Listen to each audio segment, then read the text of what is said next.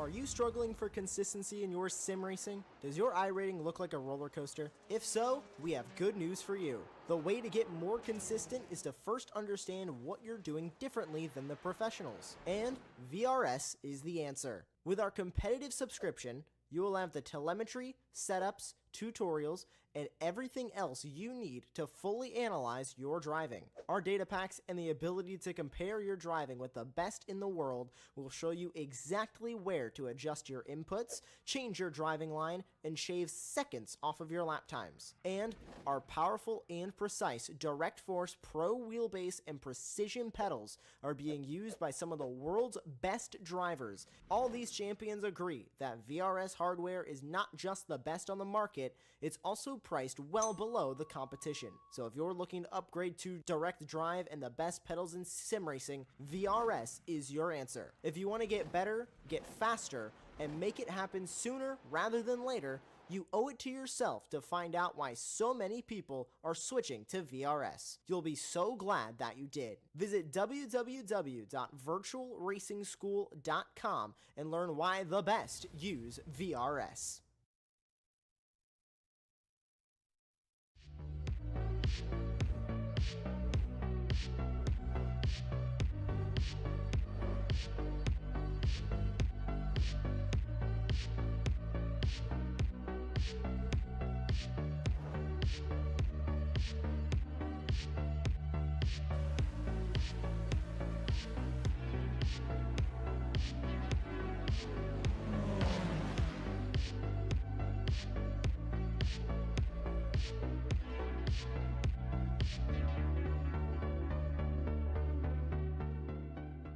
Ricmotech, high-performance sim racing equipment. There's only one place to go, Ricmotech.com.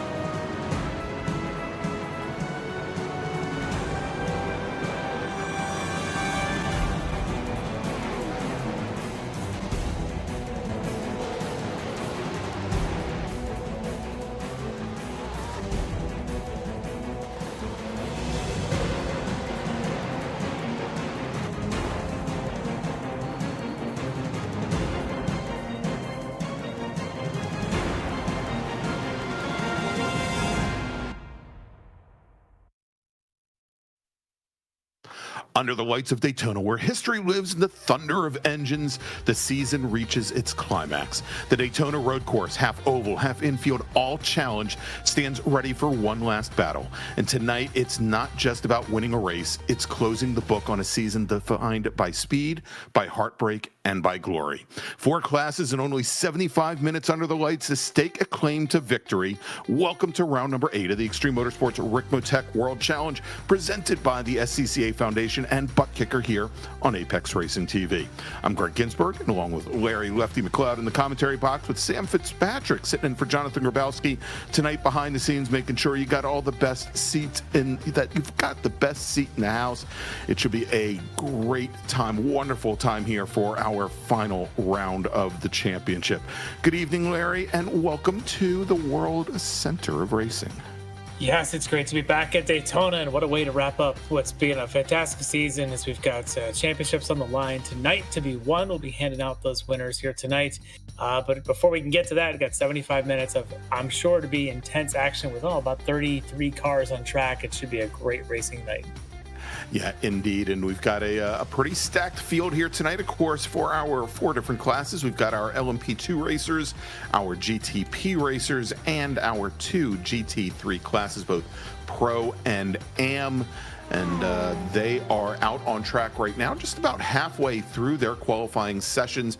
We're watching right now Bailey Petrowski, our provisional pole sitter in GTP. He's also wrapped up the championship at this point, so no real drama there, but like all of our GTP racers, going to be a little bit harder to see in the dark, but they're going to have the black number boards on the sides of their cars and black mirrors, as well as end plates on their wings. We also have our LMP2 racers like Dean Dibdahl, who is, I'll show you Justin Barrera here, and now we'll show you Dean in his Dallara P217. Dean has won a number of races so far this season, although he's missed, I think, 2 races, which doesn't put him where we think he should be in the championship, but all of our spec LMP2 cars in those Dallara chassis, they have well, they don't all have dents from hitting the wall like Dean just did coming out of the bus stop, but they do have the orange number boards on the sides of the cars. And then we've got the GT3 cars like Mike Dam here from Orion Racing in his his Mercedes AMG GT3. All the Pro Class GT3 cars, they've got the red number boards, the Ricmotech red number boards, mirrors, end plates on their wings, and windshield banners. And Mike currently sitting 4th here in qualifying tonight from Daytona, where we give, and Mike's already completed his 4th and final flying lap. Here in qualifying, we give all of our racers 4 attempts to set their fastest laps. And we'll move over to Dan Carrillo in the number 320 Acura. He is currently 4th fastest in GT3 AM. And like all of our AM drivers, you can pick him out. He's got the green number boards, mirrors, end plates on his wing, and the windshield banner, as well as he's working his final lap here of qualifying. We'll see if he can move up from 4th, as Neil Weston has now just leapfrogged him here on his final lap, as Carrillo comes to the line. And does he improve on his previous best time of 144.36? He does. He turns in a 144.35, does Mr. Consistency. He leapfrogs Jeff Jacobs in the order, but still starts 5th in AM. All right, Larry, as we only have about 4 minutes left in qualifying, as we continue to watch these drivers complete their final flying laps, I want to bring in our pre-race interview guest tonight.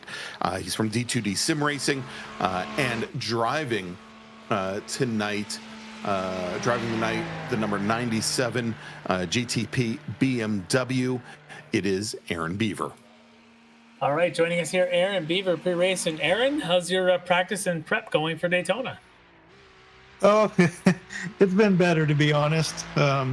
It's just, struggling with keeping the car underneath me. The cold tires, and then having a heavy foot isn't, the best for these cars. And tonight it's like really showing for some reason.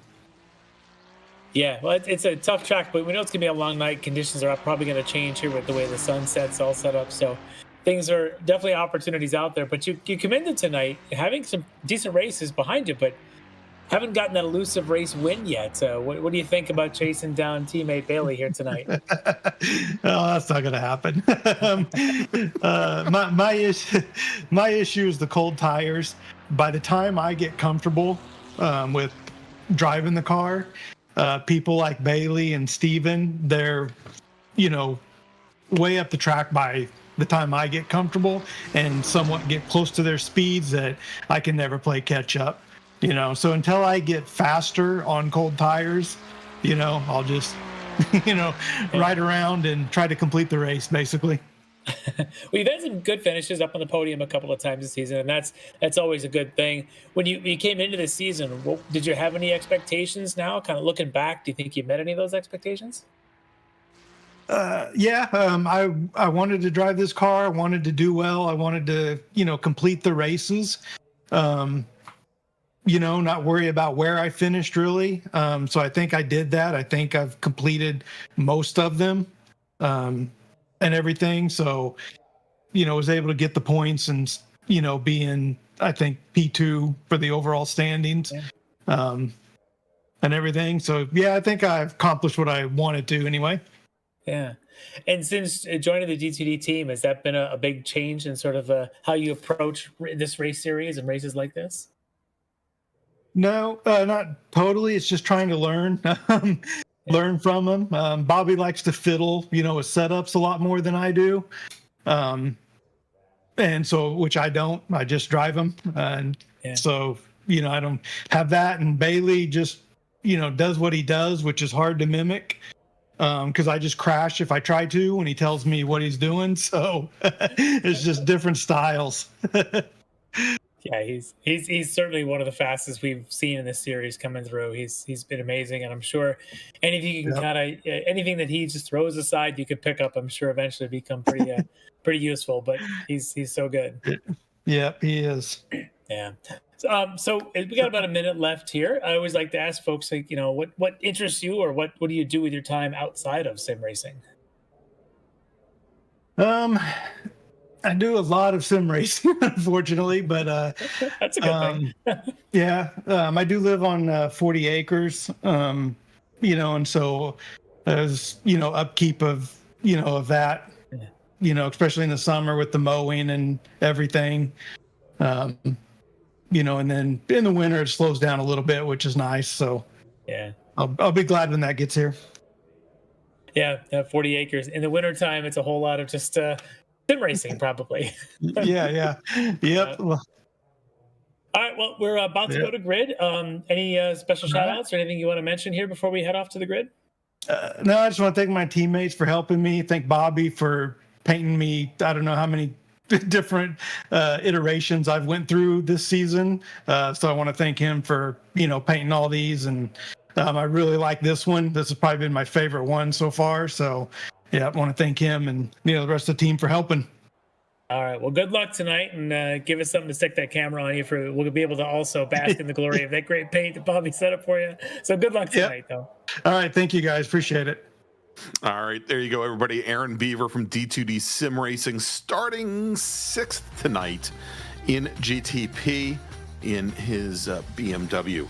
All right, so Larry, we've got about 24 seconds remaining here in our Speed Lab qualifying session, but it looks like the grid is set, and all of our racers now, well, they're heading to the grid. So let's run down the starting order here. I'll take the prototypes if you'll take the GT cars. Starting on pole tonight for GTP from D2D Sim Racing, it is last season's champion looking to repeat, and actually he's already locked up the championship, so we'll call him 2 years running GTP champion, Bailey Petrowski. Dalton Fredericks from HSR Phantom Racing will start alongside him in his Porsche 963. Then we've got Bobby Childs from D2D Sim Racing, also in one of the Acura chassis. He'll start on the inside of row number 2. Stephen Hudek from Serpent Racing. The Canadian starts 4th in his Ferrari. Then we've got Jake Zito from HSR Phantom Racing. Jake is going to start 5th today in his Cadillac alongside Aaron Beaver, who we just talked to from D2D Sim Racing. Moving over to the Dolaras, starting on pole tonight, a little bit of a surprise. And I think a surprise to Justin as well, as he was in the chat, didn't realize he had actually taken pole. Justin Barrera, your pole sitter in LMP2, alongside Dean Dibdahl in the number 90 machine. Then we've got Jordan Griffin from Purple Sector Motorsports alongside DNA's Jordan Butler. It's the Jordan Show on row number 2. And then we've got Carson Cushman rounding out our 5-car LMP2 field for Purple Sector Motorsport. All right, over to our GT3s on the pole tonight. From the wrong stuff, good to have him back in the driver's seat. Ken Copeland leading out to pole. He'll be alongside Michael Brooks, his teammate, both there from the wrong stuff. Row 2 on the inside is going to be Brian Bennett from Sector 5 Racing, alongside Orion Racing's Mike Dam, who's in part of this championship contention. He's in contention with Ethan Bass coming in as the leader in the Orbit Drop Bear Motorsports entry. He'll be there on the inside of row 3 alongside your fastest AM qualifier, Chester Guidry from HTPK. Next row behind them is going to be Aerokinetics' Zach DeLeva. He's been quick all year. Let's see if he can keep that pace up. He'll be lined up alongside Ilya Speaker from Rockefeller Racing GT3. Behind them, another Rockefeller driver, Charlie Hosea and Travis Schwenke from Orion. Behind them, Filippo Barberi from Speed Lab Dream to Inspire. And I think we're going to go green here on the GTPs. So we'll get through some of the GT3s as the race gets going. Yeah, indeed. Pace car now on the pit lane, Larry, turning things over to our pole sitter, and that is Bailey Petrowski. Green flag is in the air, and we are underway here at Daytona as Petrowski jumps out to an early lead. Steven Hudek takes a look to the inside on Dalton Frederick, slots back in line as they go through turn 1, and our LMP2 racers take the green. Our pole sitter, Justin Barrera, to the inside with Dean Dibdahl to the outside. Dibdahl currently sitting fourth in the championship after having missed a few races, but he's going to slot in the second as they come through turn number 1 with Jordan Griffin there sitting in third. Now our GT3 racers take the green flag. Ken Copeland, back from his injury for the wrong stuff in his Lamborghini, leads a Lamborghini trio with Michael Brooks and Brian Bennett into turn number 1. And then we've got Mike Dam and Chester Guidry door to door as they come through turn 1 and head into the International Horseshoe now for the very first time.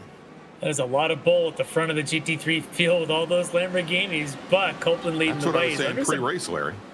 Yeah, he's definitely got a good pace here, but we'll see if Mike Dam and that Mercedes can make a run at them. But I'd like to see Chester Guidry. He's come in mid-season here in the AM category, and he's been quick, winning a couple of rounds. Now you can see him qualifying up here in the top 6. A really good run here so far for Guidry. We'll see what he can do in the 75-minute race tonight. All right, Larry, you're at Bailey Petrowski now. As well, actually, we're watching Justin Barrera, and Dean Dibdahl as they head down into the bus stop for the very first time, and it is so close right now with the two purple sector machines of Jordan Griffin and Carson Cushman very close behind, as we can see how low to the ground right now Justin Barrera's machine is as they come through that 31-degree banking with sparks flying off the back of that Dallara chassis. And I think we just had an incident there with Jordan Butler in the LMP2. I think he had hit the wall back there, so maybe we can get a replay queued up in a minute, but that's going to hurt. He comes in tonight kind of in contention with the other Jordan, of course, in Jordan Griffin. So we'll see if what happens to Butler here going through the bus stop. As the DNA racer gets a lot of curb, and and we saw Dean Dibdahl do that in qualifying on his last lap of qualifying as well, Larry. And so that's going to obviously take the 72 machine to the pit lane, and he's likely going to be there for a while getting repairs as we jump back to the front of this LMP2 field with Barrera, Dibdahl, Griffin, and Cushman all in a row now, very closely matched in qualifying, all in very close contention. Usually at this point, Larry, and we've got Dan Carrillo in his Acura, losing control there, and I believe that was over at the International Horseshoe. Did he get tapped, or did he do it on his own? Not sure there, but Carrillo again has had some pretty good pace in some of our races this year. So let's get to replay, see how this one went down. Yeah, it looked like cold tires, Larry, and just kind of goosed the throttle a little bit, as opposed to the street car version of the Acura NSX, which is all-wheel drive and a hybrid machine. The GT3 version, rear-wheel drive only, and internal combustion engine only. But let's jump to the front of the GT3 Pro field with Ken Copeland there leading the way for the wrong stuff. Michael Brooks in second, his wrong stuff teammate, and then we've got Brian Bennett running about a car length and a half back in third. That top 3 all in the Lamborghini Huracan chassis. Mike Dam, like the rest of the Orion team, returning to the Mercedes-AMG GT3s this season, currently sitting in fourth. Love to see the different lines. Brooks takes a tighter line. Yeah. Wasn't anything there, but he certainly is kind of showing the different lines going into one. A little bit further back in the field and sandwiched between 4 AM drivers is Charlie Hosea in the number 100 Rockefeller Racing Chevy Corvette. He'd love nothing more, I think, than get up to his teammate Ilya Speaker in the 86 Mercedes, but he's got Andre Wedderburn, who we know is not an easy pass under normal circumstances, as well as Neil Weston to contend with.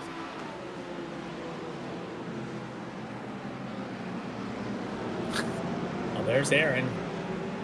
Right there in contention, at least, with Jake Zito. So he's got the pace here. Like he said, he just needs a little bit of warm-up in those tires, and then he can find the pace a little bit later on. So mixing it up with Zito, it's good to see. And his teammate, of course, Bobby Childs, right there with him. Hey, and Brian, I got it out of the way early. There we go. Knock it out early. Larry. Lap 4, I'm not playing. Let's mark that one down for the history books. That might be the earliest. We've got a special guest in the YouTube chat tonight. Some guy who goes by the name of, I don't know, Jonathan Grabowski or something along those lines, who I think is at Acadia National Park, if I remember correctly. And he's on beach cart duty, or building up a beach cart for his young son, Colton, right now, but still it's time to sit in and watch us. It just goes to show we let anybody in that chat, so don't be afraid. As we got a rack in that. Ken Copeland, our pole sitter, Larry. Copeland? That is Ken Copeland, and our leader, as he backs up into the wall. Oh, and tags another trying car to get going, but nobody was leaving him room, and yeah, that's going to be the leader dropping down the field. Let's take a look as they come into turn 1. He's got his time. He's got his wrong stuff teammate Brooks behind. Yeah, it looks like he just did it to himself. Yeah, well, these Lamborghinis, they can be a little bit finicky on those setups. You got to be always on that knife's edge, and unfortunately, he may have cut himself a little bit on that knife's edge, and maybe even had some contact with some of the back markers who were trying to get past him as he was stranded there at the exit of 1. When you're coming down off the banking into 1, it is impossible to see someone parked around the corner. Of course, your spotter's yelling at you, but you're not exactly sure. They're saying go right, but there's this Lamborghini kind of parked there. Not much you can do about it. So, yeah, as we go on board here for Ethan Bass, we've got a pretty good view of the whole thing. Yep, and there's the spin, and Ethan's saying, do I go left? Do I go right? Do I go right? I went right. It's a good view. Straight. Hit the brakes and let the spinning car decide. That's right. And so Bass, who is currently running 4th in Pro tonight, he is your championship leader, Larry, coming into the final round here for Orbit Drop Bear Motorsports. And did not get, actually, he wasn't at, oh, yes, he was. I was going to say he finished 5th at the firm a couple of weeks ago, probably at the Bend a couple of weeks ago, at the Shell V-Power. One of these days I'll get that. The firm's not in iRacing yet, but I'm sure they're working on it. If you're not familiar with the firm, it's in Florida. Yeah. Google it. Exactly. I'll bet you the folks at Grassroots Motorsports would be incredibly happy if that came on board. All right, so that's going to now move Michael Brooks, Ken Copeland's wrong stuff teammate, up to the lead in Sector 5's Brian Bennett now into 2nd position. Bennett comes into the evening running in quite a bit further back in the field than I think he wanted to. Running 13th, yeah. He had a couple of rounds that he missed early on, but when he's come back, like at the Bend 2 weeks ago, he was on the podium. So he's definitely a strong competitor. Just missed a couple of rounds to be able to get enough points to get up into the top 5 on the season. But Michael Brooks, obviously now with the lead, he's got this advantage of a couple of seconds on the field now with that bit of an incident that had happened. And you look at what he's doing then on the points, and he comes into tonight just those 12 points back from Ethan Bass. So Michael Brooks maybe with an opportunity now leading the race. All right, as we jump back up to our overall leader, Bailey Petrowski. And Larry, this is something that we've seen Bailey Petrowski do in GTP, 3 out of the last 4 seasons? Yeah. He took a season off to run in GT3 Pro, in which he took the championship. That was 2 seasons ago. And he repeats now as the GTP champion. But he's already now opened up about 4 seconds on the rest of the GTP field, 4.5 seconds.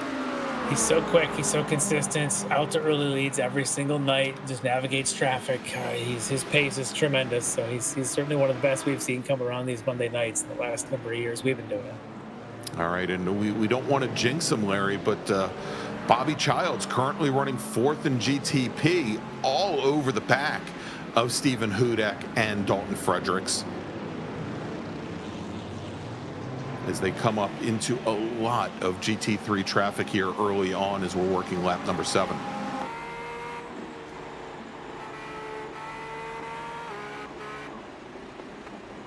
Good onboard view from Bobby's vantage point, trying to get underneath the GT3 car.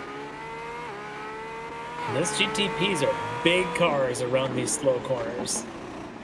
Yeah, you know, and we talked about that last, or I guess 2 weeks ago at Shell V Power, where we had a couple of tighter hairpins there on that course, but still a lot of fairly open track racing for them.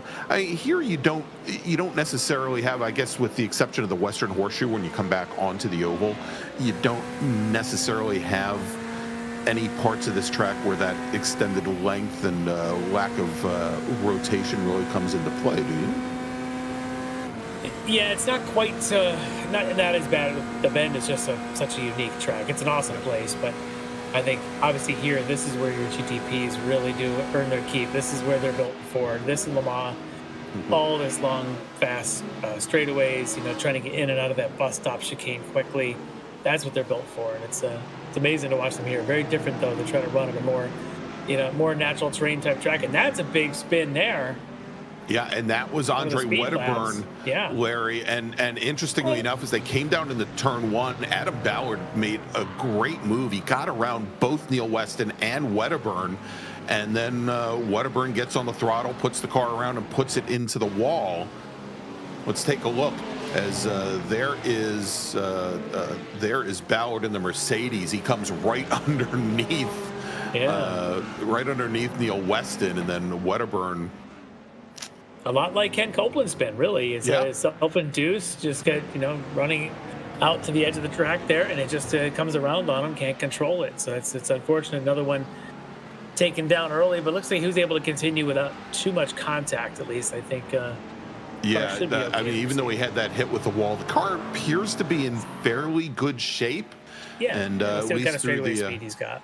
Yeah, the last half of the infield, the car looked to be of sorts. So we'll see here as John Casey in the Acura is starting to make up a little bit of ground on Wedderburn. Again, Wedderburn, and he might be a little hot under the collar, Larry, but we know that he's a very difficult pass to begin with. Let's see what John Casey does with this, as he's got Panhirde in the McLaren closing down on that duo as well.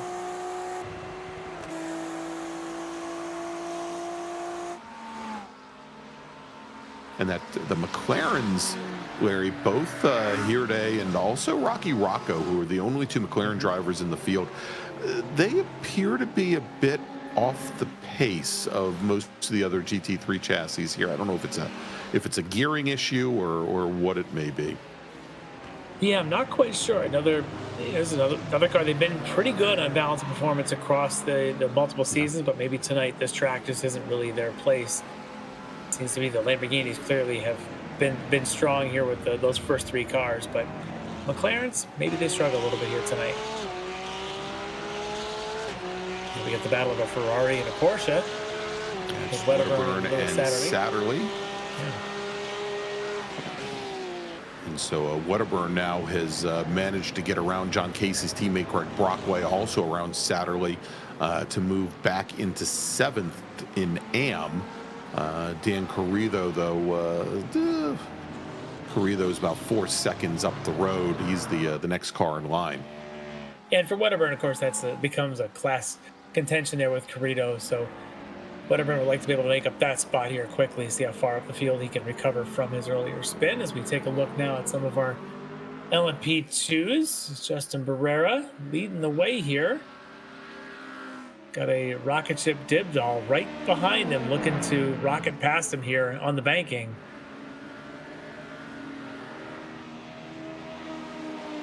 Yeah, from the looks of it, Larry, is he's just tucked in underneath the underneath the wing of Barrera. Had likely using Barrera to put a nice hole in the air for him, and maybe doing a little bit of fuel savings. Now, the interesting thing, and we've seen this a number of times during the season with these 75-minute races, the pit window for the LMP2s quite small. The pit window for them opens up on lap 22 and likely closes on lap 23. And for what is likely to be a 46-lap race for him. Yeah, young Dean is trying to exceed those numbers by doing a lot of fuel saving here on this first stint. Part of that is also, as we got spin years, Weston's going to go around. I didn't see if there was contact there coming out of the horseshoe. Yeah, it looked like there might have been a little bit of contact between Weston and Adam Ballard coming out of the horseshoe. Let's take a look here as they go in. The two just a little bit, yeah. A little bit of maneuver there. A little bit of a tap there. Yeah, so Weston's gonna try and recover now, but we'll see how far down he ends up. Now we've got cars off everywhere, Larry. Looks like another machine goes off, and I think that was John Weston Casey. Again. Oh, this is Weston again. This is 3 corners later. Yeah, so he's a little struggle there. Not sure if he's got damage. Now we've got the Casey. John Casey. That's the car that I saw. Yeah. Coming out of the bus stop. Yeah, a lot of unusual things going on here at this stage of the race. You think this is the part of the race they typically settle in. You get past that first 15 minutes, that first 10 laps, and you start to settle in. I'm not seeing a lot of settling going on out there. No, not at all. Larry, Jordan Butler in the number 72 LMP2 Dallara is back out on course after his early wreck at the bus stop. Unfortunately for him, he is 6 laps down at the moment.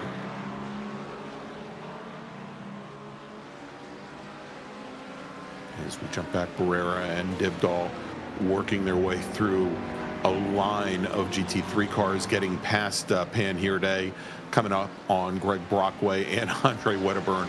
Yeah. And I'm sorry, Justin, no amount of headlight flashing is going to help you here as you go into the kink. It's interesting because Barrera clearly has got some pace here. He and Dibdal working together. I have a feeling that neither one wants to really put up a fight. They'd rather do what they're doing, save some fuel, and also notice they're pulling away from Cushman, who comes into tonight with the actual points lead. Dibdal has been quick all season, but I think he's going to have too many missed races there. But Cushman with the points lead isn't able yet to keep up with the pace right now of Barrera and Dibdal.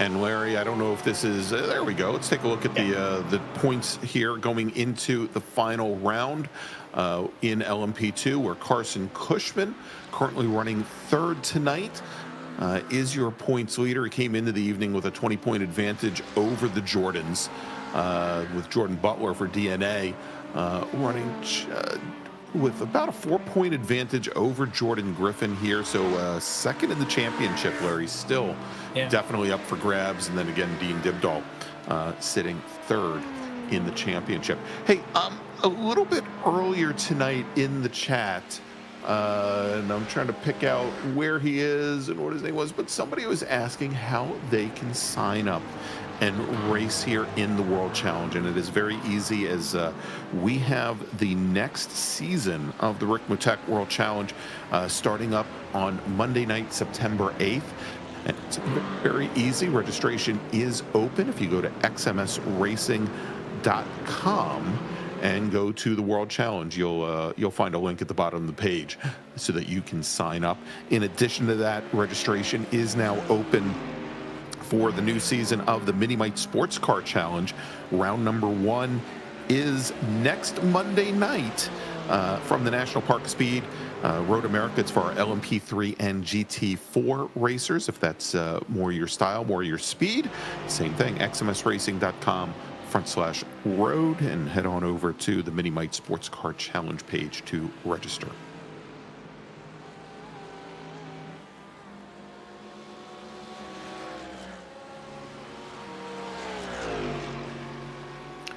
And this is interesting, Larry, and it might be, and I'm wondering if he's been assigned a drive-through penalty. I just heard something come through from race control, Adam Ballard, in the 29 Mercedes, the Rockefeller Racing Mercedes, and I think he may have just been assigned a drive-through for that incident that we saw just a few moments ago. Yeah, the incident with Neil Weston. There was responsibility assigned to Ballard, so he'll have to serve that in the next couple of laps.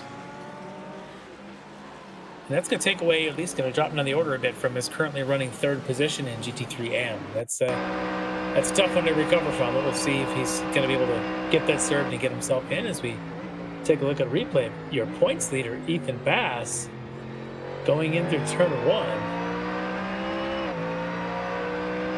All right, and this is we saw just to his outside, Larry, as they were coming down into turn 1, had Ilya Speaker in the 86 Mercedes off to his left. There he is in the Rockefeller Racing Mercedes. Yeah. And nice deep move on the brakes going into turn 1, held Speaker to the outside, and Speaker might have given a little bit more room possibly than necessary. A little bit, but I gotta say, great job for Bass to hold that inside line. That's really hard to do. I can't describe how difficult it is to hold that inside line around turn 1 and maintain that like he did. So great move there for Bass to move himself up. And and I'll tell you, Chester Guidry was right there along with him as well.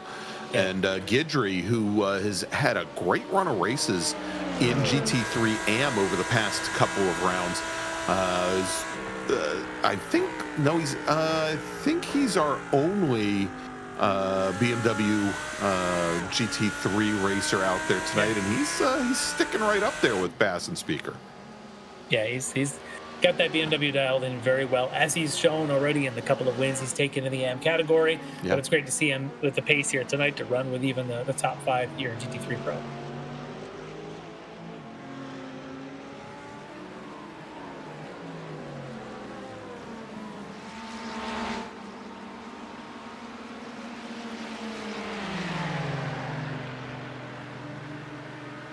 It's Lewis Satterley. They're door-to-door with John Casey, and Casey's been making up a little bit of ground. I guess got around, he was already around Rocky Rocco, but Jeff Jacobs falling off the pace just a little bit, as did Chad Sebring, both in their Mustangs now. So move Casey up to 9th in AM, had been sitting in 10th as we get a good look at the Frito Sport Racers hood.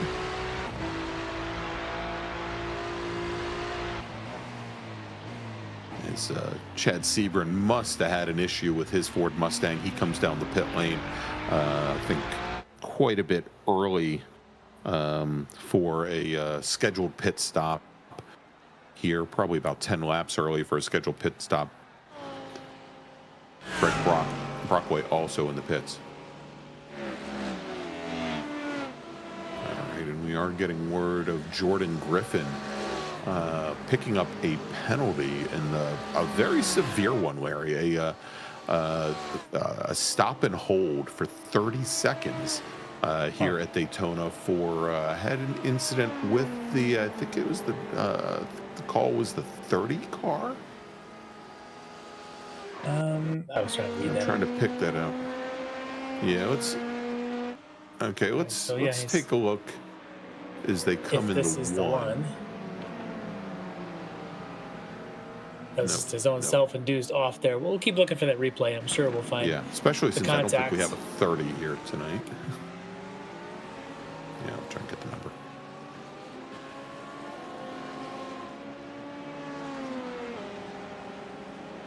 And so we've got both the 199 and the 62 of Brockway in the pits. Yeah. Well, it was the 62 of Brockway, actually, that they're saying may have been involved in that incident with Griffins. So we'll see if we can find the replay. Meanwhile, plenty of action on track as we take a look at Ilya Speaker. You're still in this fight with Zach DeLeva, Chester Guidry. You can see the two of them in that Mustang and the BMW right behind them. All right, here's the Brockway. So this could be our replay of the Brockway and Griffin. Yes. Yeah, in a bad place, and Gets just a little bit of a tap there on the high banks. Yeah. And Brockway's had a tough run for the last 2 rounds. Yep, there you go. So I think what's going on here is I think the faster passing car was just going to try and stay low and go around. And really, he should have just gone high. That's kind of high on him. It yeah, looked pretty clear to me that Brockway's intention was to stay low, and that may be the reason why the severity, rather than just being a drive-through, was given a drive-through and hold, was because of the severity of that. They really just think it's a poor judgment, I would guess, is what they're saying, and why they felt a little stiffer penalty applied.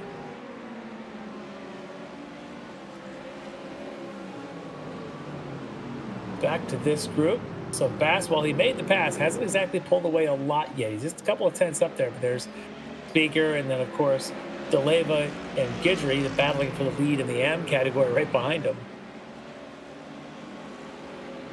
I think that maybe a Bobby Childs coming through. That's he whose name we cannot say lest bad things happen, Larry. I can say it. Nothing. I don't cause him harm. I don't have that commentator's jinx like you do. There he's Bobby. Maybe I should start calling him Brian.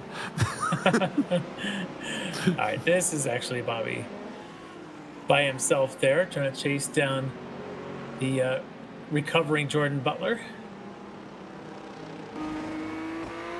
You can see here the top speed acceleration abilities of his GTP versus the LMP2, which is more of a spec car. And you'll watch Bobby here approach and pass quite rapidly, in fact, and he'll go high, as the GTP should.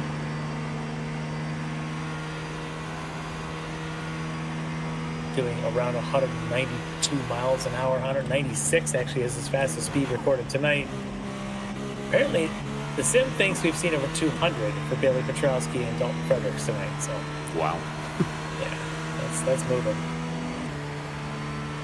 Well, heck, and Hudek in the Ferrari as well. It was I think Fredericks and Hudek were showing 210 to 211.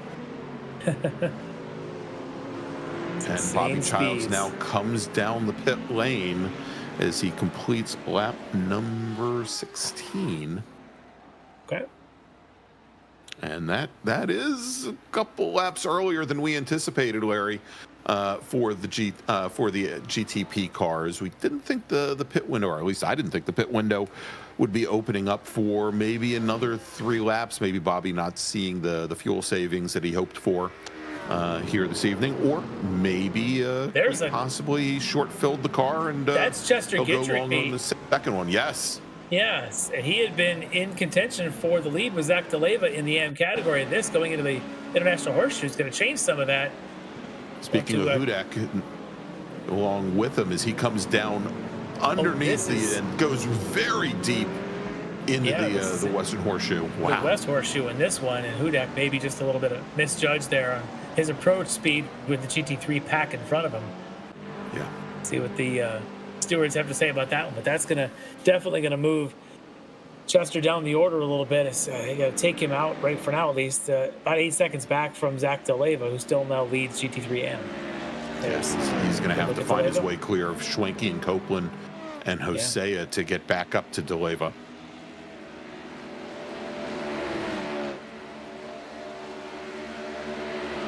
Matter of fact, if we can, Sam, why don't we take a look at the point standings currently in GT3AM,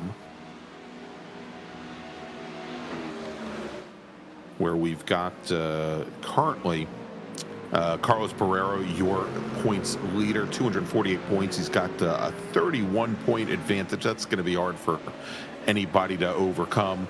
And the one person who could, Zach DeLeva, our current leader in GT3AM, he is running second in the championship. Again, 31 points down from Barrero. Yeah. Dan Carrido for P1 Racing, another 15 points back from there. And then currently tied for 4th position, Adam Ballard and Aaron Sunday. And I don't believe Aaron Sunday is here with us this evening.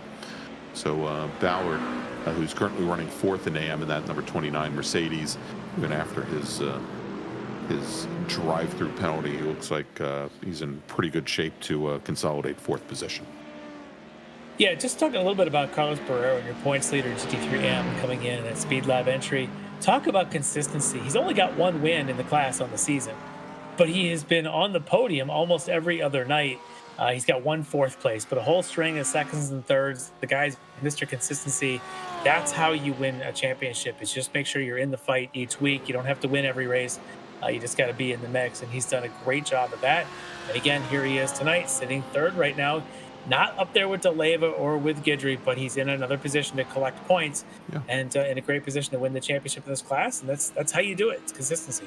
Yeah, indeed. And, and he's in a nice little pocket right now, Larry. He's got, he doesn't have another car ahead of him or behind him by a number of seconds. He just has to be able to put his head down and run consistent laps and, ensure that he saves enough fuel to be able to make it to the end on his pit stop. But good run so far for him tonight, and good run this season as we jump back to Rocky Rocco, the team leader for Rockefeller Racing in his McLaren, the number 47 machine, as he's starting to make up a little bit of ground on Frito Sports' John Casey.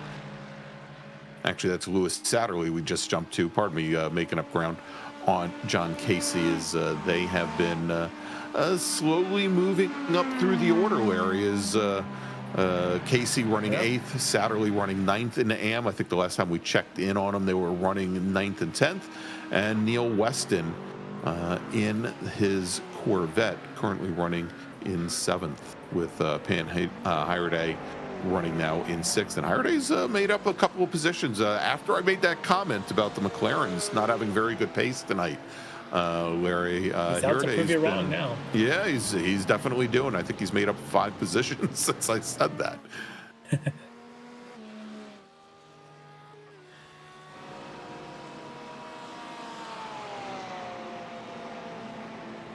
Well, we haven't checked it a little bit, but the lead in LMP2 has just opened up a little bit now between Justin Barrera and Dean Dibdahl. Now, just over a second between them. Whereas last time we had seen, there was a little bit of bump drafting going on, if anything, there. I guess Dean applying his Spec Miata skills here to LMP2 Virtual World. But now he's dropped back just about a second or so. Not sure if he's still thinking he can save some fuel and maintain this gap. That'll be interesting to see. As you mentioned, the LMP2s have a tight fuel window. We'll see if Dean, with what he was able to do the first 10 laps or so, if that was enough to buy him an extra lap or 2 and maybe a little less fuel at that stop. There's Justin. Good look at him heading out onto the banking, and there's Rocket Ship Dibdahl there right behind him. I love the chrome. Big fan of chrome.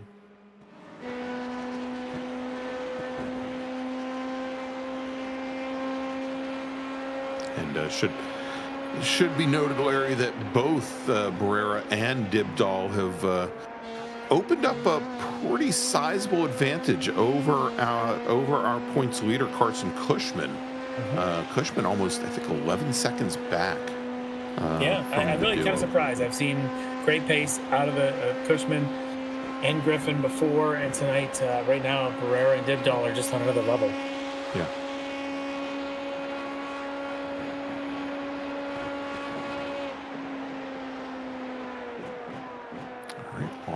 Onto the brakes, into turn 1. He goes as we jump back now over to GT3, Larry, and this is the battle for 3rd, probably battle for 2nd, with Mike Dam and Brian Bennett. These guys have become frenemies, as they say, or co-opetition. Yes. They are trying to catch up with Michael Brooks, who's got the lead after that incident that separated everybody with the Ken Copeland spin earlier on. And I can tell you that Bennett and Dam are going to do everything that they can here as we come up on the halfway point of this race to try and chase down Michael Brooks. I would not say this race is over by any stretch. Brooks had better not look in his mirror, because at some point soon he's going to see a Bennett and a Dam coming after him.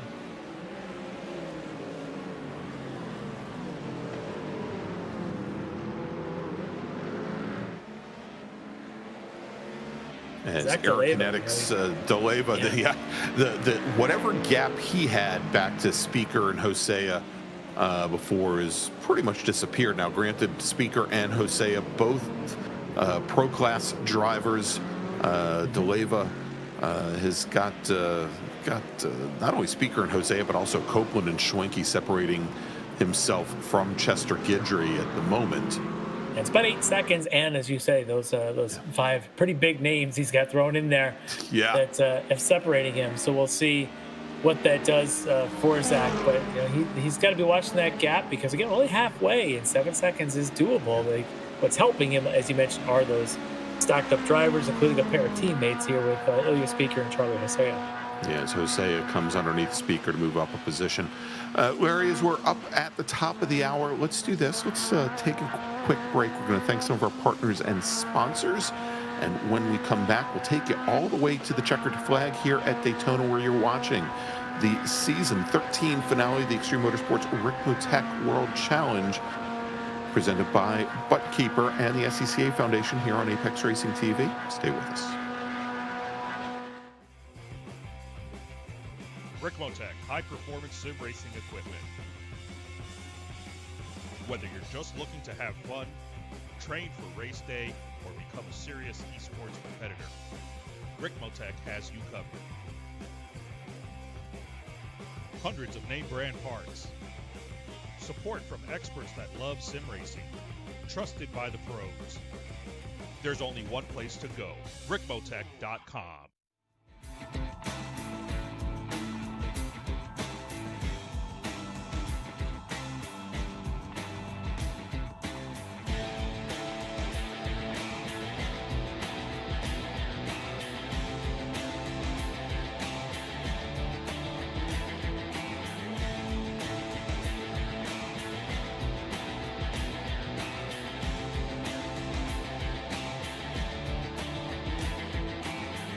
The SCCA Foundation is a 501c3 organization serving as the charitable arm of the Sports Car Club of America. One of the programs partially funded by the foundation is the SCCA Academy, an online learning management system used to keep real-life racing track officials up to date on the highest standards of race safety and officiating. Through this program, the SCCA Foundation is supporting the future of the best trained corner workers and event officials in motorsport. You can support these efforts at www.sccafoundation.org.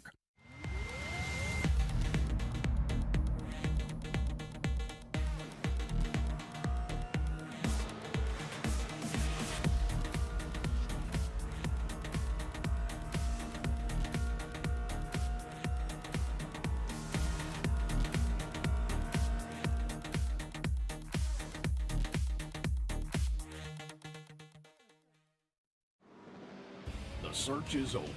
The most comprehensive league scoring solution is here, with the ability for multi-level championships, custom incident tracking, post-race time penalties, support for heats, drop weeks display, multi-car team scoring, advanced web widgets, rookie championships, a custom paint system, and load those results in seconds. Visit extremescoring.info today. Ricmotech, high-performance sim racing equipment. There's only one place to go, Ricmotech.com. Welcome back to Daytona, where it is the season finale of the Extreme Motorsports Ricmotech World Challenge, season number 13. I'm Greg Ginsberg, along with Larry Lefty McLeod, and we're getting close to that pit window opening up for our GTP racers, Larry, but at the moment I'm having more fun looking and watching as Ken Copeland on his recovery drive gets around Ilya Speaker on the oval as they come down into the bus stop here. So move Ken Copeland back up to 6th in Pro, 7th overall in GT3. Nice move there as Jordan Griffin, now in one of the Purple Sector Motorsports Stellaris, comes down the pit lane, and Larry, it's like clockwork, completes lap number 23, and onto the pit lane he comes. And wouldn't be surprised if we see the rest of the LMP2 field follow him in very shortly. Maybe as they did Dawn was the one I would wonder if perhaps he could go an extra lap if he was really truly able to save some fuel there behind Justin Barrera for so many laps.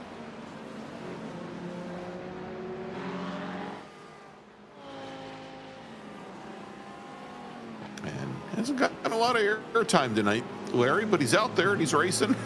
Dalton Fredericks in his Porsche 963, currently Again, a nice little pocket, about 9 seconds back from our leader, Bailey Petrowski, but with almost 40 seconds, I think, on Jake Zito sitting in third. Well, I think he had a good little fight early on, at least, with Hudak going on, and I think that, of course, Hudak having the incident has kind of separated him back a little bit. But Fredericks having a really good run here, sitting solidly in the second spot.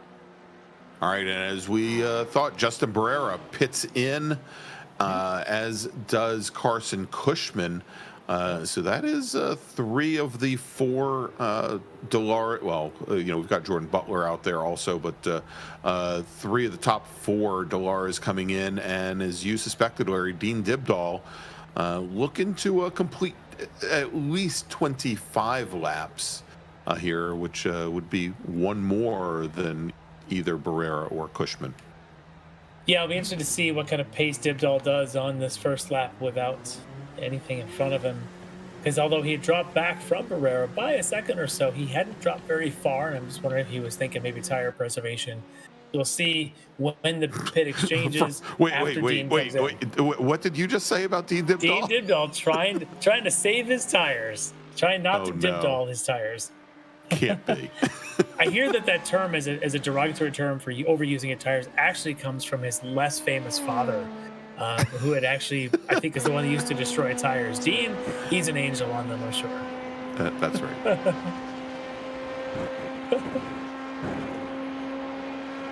And Dean is on his way into the pits now. Into the pits. All over the brakes. Oof. Gets it slowed down just in time to get under that speed limit as he comes all the way down, about 3/4 of the way down the pit lane to his pit stall, and brings it to a nice controlled stop. And so we'll see here, Larry, is Dibdahl's in the pits now, and Barrera about a minute back. I think this, well, we'll see here, is most it's gonna be close.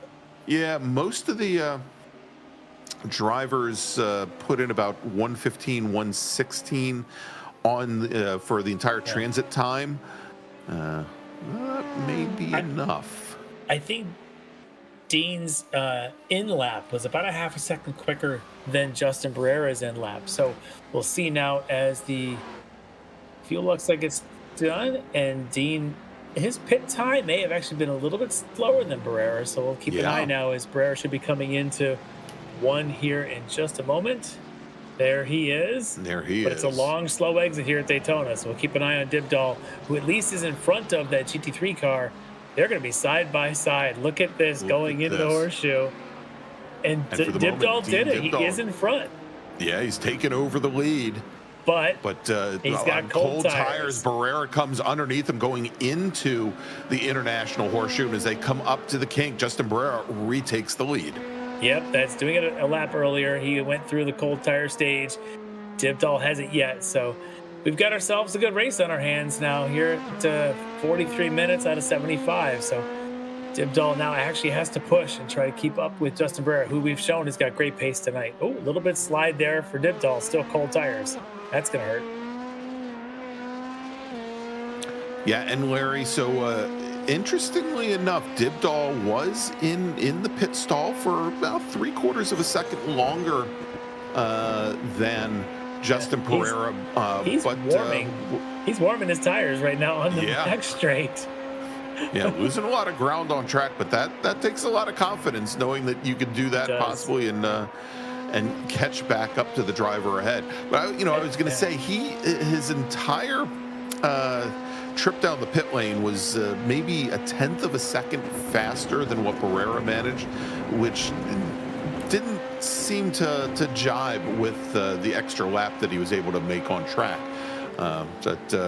You can see here, though, he's making up ground pretty quick. He's got the advantage of one being able to draft off of.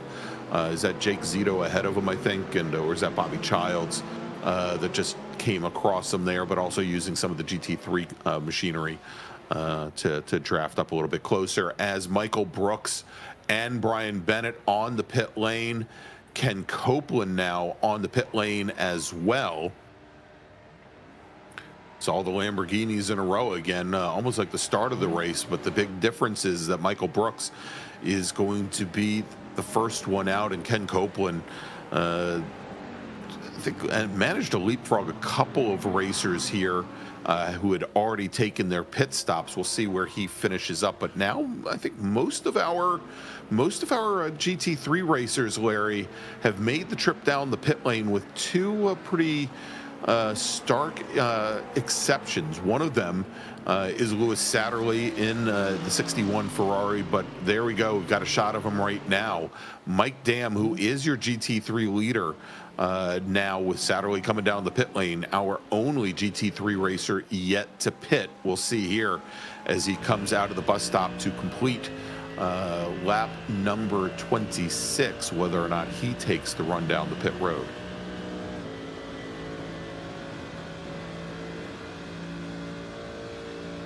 It looks there like he Mike goes. Dam is on his way in.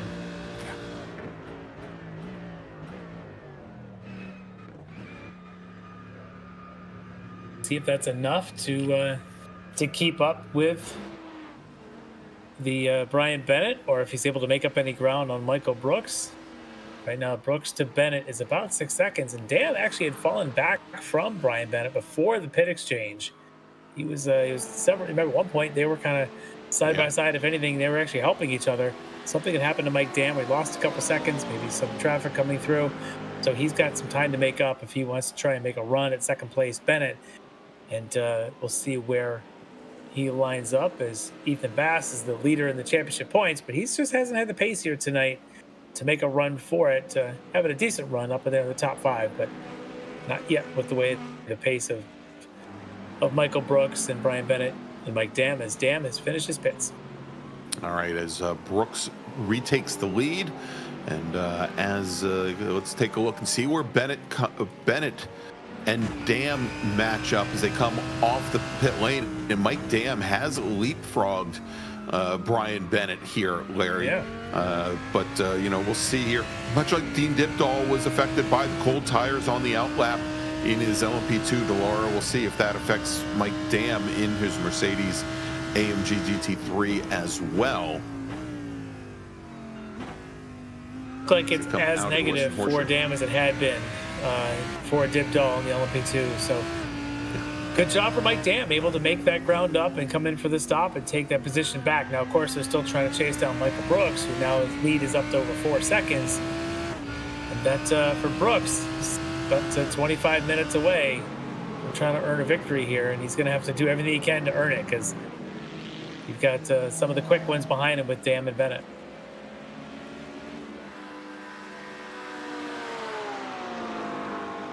As we check back in with Ethan Bass now, with Ken Copeland very close behind. Yeah. Copeland, let's take a look here as Copeland got a nice run and was made up some ground under the pit stops, Larry, but just doesn't seem to have the pace, at least at this point in the race, that Bass has. He definitely had a bit of a wiggle there, trying to turn on to the banking. Bass took advantage of it. These two, honestly, are two of the fastest drivers we've seen in this league, and they're going to be battling out right now for the 4th position, as the top 3 are about 15 seconds up the road from them.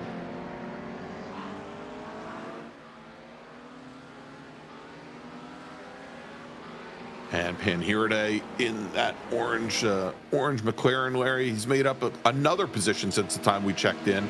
Now up to 6th in GT3 AM. Andre Wedderburn close behind. As looks like Travis Schwenke loses out to Charlie Hosea. Hosea picking up a position as a number of these cars were bottled up behind Zach DeLeva's Ford Mustang. So move the Corvette now up to 7th in GT3, 6th in Pro, as he gets around Schwenke. Ilya Speaker sitting right in that group as well.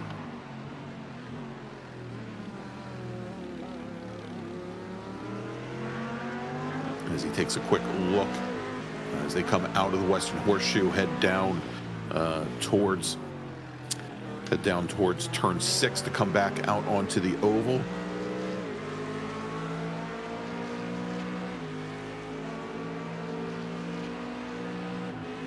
Two kind of legs that the Corvette has against this Mercedes of Travis Schwenke. Corvette looks like it's holding its own as they get down to the more flat back straight. Schwenke gonna look. We'll see if he can get close enough. I don't think he can. No, Nope. as they come underneath, come under braking, going into the bus stop, wisely checked up there and didn't try to go in side by side with the Corvette.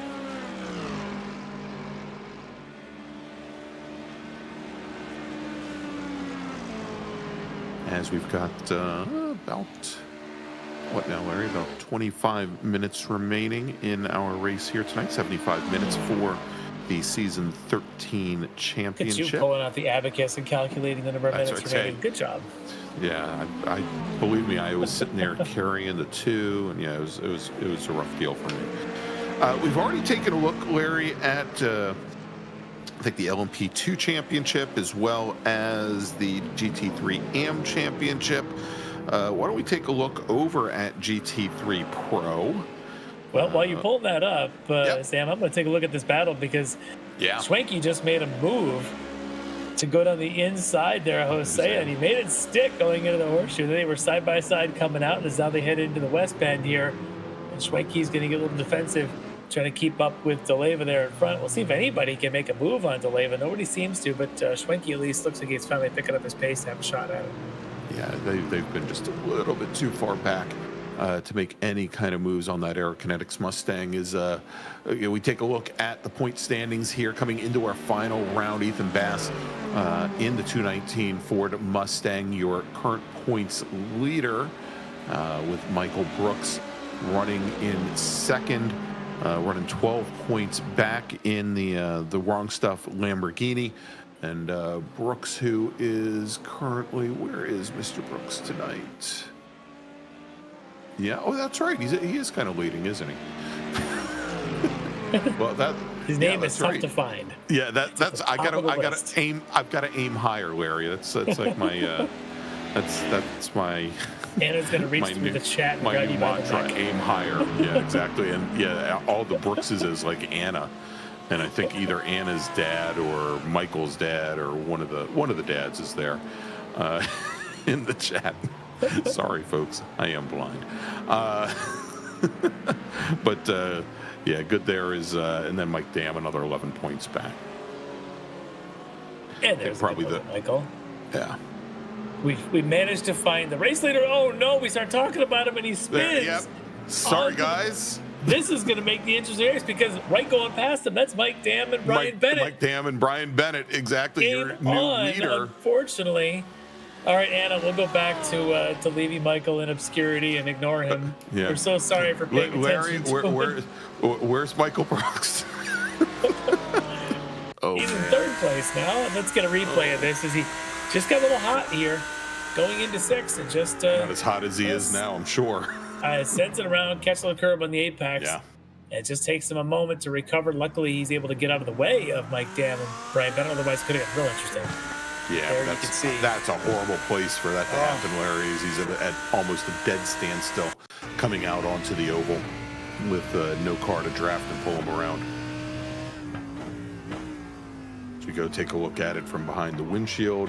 It's like almost like he took his eyes off of the exit point of the corner for just a second. Yeah. Maybe trying to pick up if he can stay on draft, perhaps with Jeff Jacobs that was right there in front of him. All those things start to go through your mind and they distract you from a proper corner exit there. And Justin up, he gave it a good amount of opposite lock, trying to save it, Larry, and by the time he did, the rear end was just too remember, far. we saw his teammate, of course, pole sitter Ken Copeland, have a spin on his own in turn one. Same car, probably similar setup. I suspect these cars are just a little bit dicey on that knife's edge limit, trying to hold the long sustained corners, and that may have just finally come back to bite Michael there like it did Ken earlier. Well, talk about dicey, Larry, is Mike Dam had a big wiggle going through the international horseshoe, going in and then also coming out as well. Nowhere really for Brian Bennett to go. Dam, again, getting loose going into the western horseshoe. That car not looking very happy right now, but unfortunately for Brian Bennett, not able to take advantage of that. See, perhaps He'll follow Dam down into the bus stop here, but if he sees Dam maybe a little bit weak coming through the bus stop, maybe he tries to take advantage of it going in the one. Well, keep in mind that Michael Brooks, while he spun on his own, he's only 2 seconds back. If Bennett and Mike Dam go side by side, let's say through a horseshoe or through turn 1, Brooks is going to be right in this. So if you're Bennett, you may be thinking, I need to wait about 15 minutes and make this a 5-minute sprint to the end as a one-on-one with Mike Dam, rather than making this a 3-way fight and bringing a very angry Michael Brooks, who's, just want to make sure I say to Anna, I did not the one that lost where Michael was on track. No. So I get the cookies, not Greg. I just want to make sure I don't want to lose out of cookie privileges with Anna. But yeah, I think right now that's where Brian Bennett's at. He doesn't want to start challenging too early and bringing Michael Brooks back into this. Well, Larry, whose race can I ruin now? Well, here's Ethan Bass, your points leader, coming into the night. Take a stab at him if you'd like. Sorry. Look, if we drop him all the way down to the tail end of the field, does that? Or Zach DeLeva, who's leading the M category now, if you want to forget where he is on track.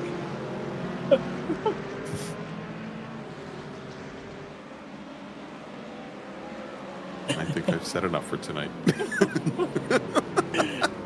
All right, we've seen this battle quite a bit tonight. That's Travis Schwenke with the 2 Rockefeller Racing drivers there, of course. You got Charlie Hosea in the Corvette, Ilya Speaker in that Mercedes, trying to chase down Travis in his Mercedes. So that's been a pretty good fight. Got a lot of activity there out of them. And Carlos Barrero, who's our points leader in AM category, still running 3rd here, pretty solid. Trying to hold off a charging Dan Carrito who's back there. Remember, he had a spin on lap 1. There's Carrito. Yeah, he had a spin on lap 1, so he's doing everything he can to try and recover from that.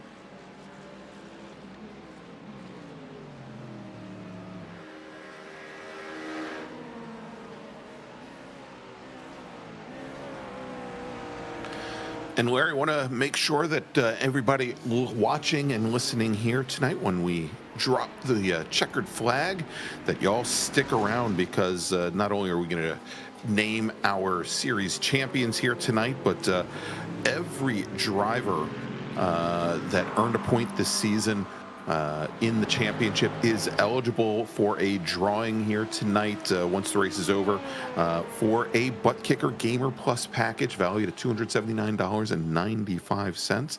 The more points you earn over the course of the season, better chance you have of winning. But we should be joined by Jeff Jacobs from Extreme Motorsports after tonight's race and give us the skinny on who won that wonderful prize. Also, our title sponsor, Ricmotech, is providing $100 in Ricmo bucks to be given away here tonight as well. The Ricmo bucks can be spent on purchases at ricmotech.com. So as always, we want to thank all of our wonderful sponsors here that bring you the Ricmotech World Challenge. Well, I just watched Travis Schwenke make the pass there on Zach DeLeva. Now looks like Charlie Hosea is going to get into the action. The Schwenke onboard was interesting because on the front straight, right before the braking zone, he was pretty low on track, and I was curious if that gets a look later on. But it was a move. It was a good move, got him the position, and now Hosea is going to get in on it as well. He makes his pass on the infield. DeLeva still leading AM, but losing these potential points as he drops down, because GT3 are all scored on the same point scale. But he's still maintaining his AM lead. Let's see if now if he's got any fight to come back at that Corvette driver Hosea, or if we're into a position where we've seen this in other races. The Mustangs start to lose tire late in the race. I was just going to say, Larry, that they've been somewhat known this season for starting strong and then running out of rear tire. Actually, not just rear tire, but the front tires have gone away, where we've seen that they just can't get the nose to the bike, can't turn in, which could certainly be an issue coming down off the oval here at Daytona. And Speaker keeps taking a look there on the Mustang, and here he goes. He pops down to the inside, tries to come underneath, and as he does, DeLeva, what a move, as DeLeva then takes a look to the outside and goes around Charlie Hosea. And I'm sure that Ilya's speaker was this far away from making a move on the Mustang, and it all just disappeared on him in the span of about 600 feet. Fun little grouping to watch here. These guys are putting down some pretty quick laps, but with them fighting now with DeLeva is now Travis Schwenke's opened up about 7-8 car lengths on them. Well, and I was also going to bring up the point, Larry, that Chester Guidry, who is running second in AM currently, there he is in that pack just behind. He's, I think, knocking off about a half second to a second per lap. Ooh! Did Hosea just slap the wall there, Larry, coming out of the bus stop? Looks like he did. He may have rubbed that wall just a little bit. His momentum doesn't look terrible, though, here. He's still maintaining his position, hasn't lost too much ground to Speaker behind him, so it may have just been a light grazing, a little bit of a salute to the wall on his way on by. This isn't Talladega, man. Oh, look at this. That is Dibdall and Barrera for the lead at LMP2 with, is that Bobby? Bobby Childs, yeah. Bobby Childs from D2D Sim Racing coming underneath both of them.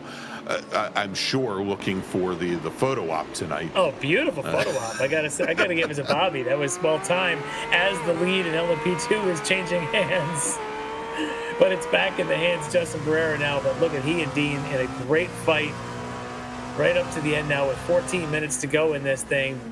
They've got to fight through traffic and figure out who's going to win this thing tonight. And I can tell you, Dibdall is fired up, but Barrera's not going anywhere. He wants this thing bad, you can tell.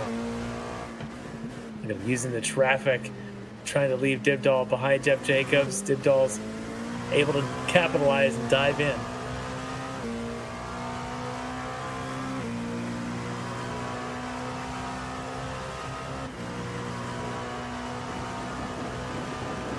Little draft in these Delaras, the higher rates. Not a lot, but it's definitely there. They are an aero car. You can see there as he gets within 3 or 4 car lengths, it really starts to take an effect. And what a great run through that bus stop. Really didn't lose any position, even as they got slowed down. But now they got some GT3 traffic. They'll go blazing by. So you essentially lose a lane of traffic unless you're Bobby Childs and you make it 3 wide anyway. Let's see if Dibdall. Oh, this could go 4 wide. Oh, no. Oh, boy. Using everything that's paved. This isn't NASCAR. You don't get DQ'd for going underneath the yellow line there, apparently. Oh, what? As Dibdall is going to go wide coming through turn 1, try to maybe come underneath Barrera. Not close enough. Oh, I think it may have had contact, and Dibdall spins. Yeah, I think he tapped to the back of them under braking. And the way the sim is set up now, the trailing car often takes the brunt of that. And those kind of little love taps from behind, and Dibdall is the one that spins out. He's going to drop back now about 6 seconds. Yeah, and Larry, we saw Barrera get watch the rear end of his car starting to dance around a little bit as the rear unloaded and all the weight moved to the front of the car. And Dibdall may have locked up the rears a little bit. Definitely tried to try to go around the outside, and there just wasn't enough pavement left there to driver's left for Dibdall. Dean really didn't expect the checkup on the brakes there from Justin, and it's not that Justin did anything wrong. Justin was just trying to control his own car, but I think it just caught Dean a little bit in the red mist there and broke a hair later than he should have. And you can see it, Dean just not able to low it down and gives the tap.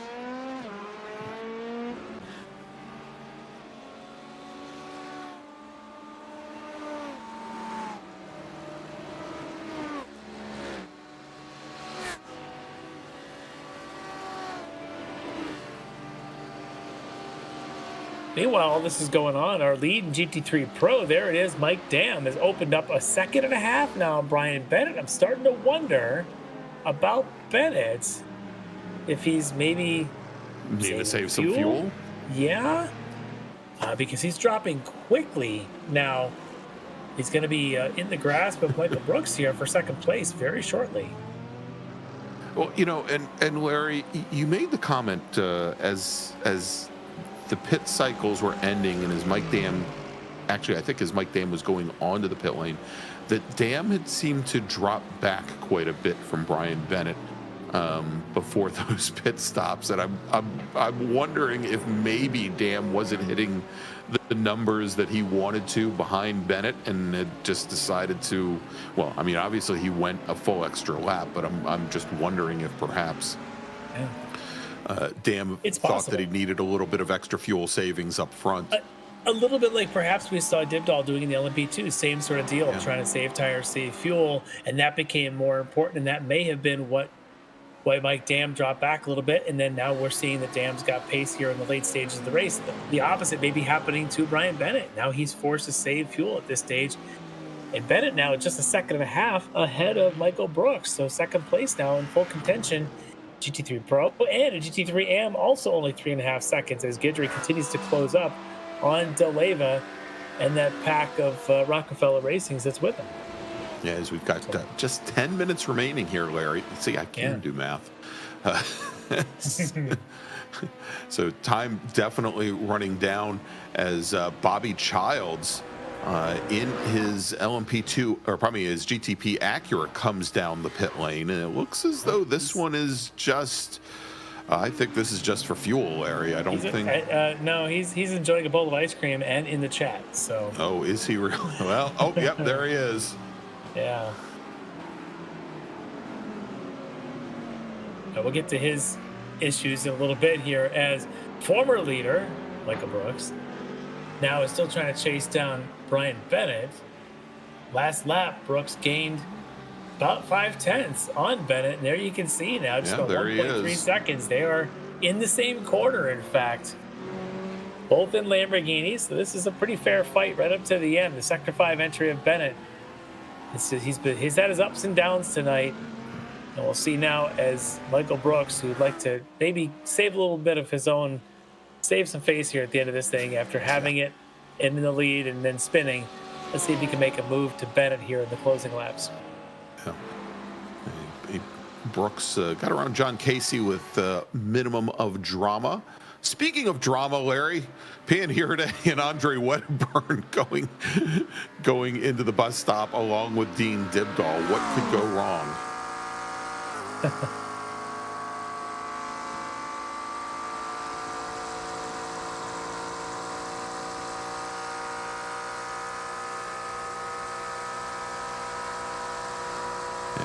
And Wedderburn just cannot make up any ground on Hirde here out on the oval. Does under braking going into one.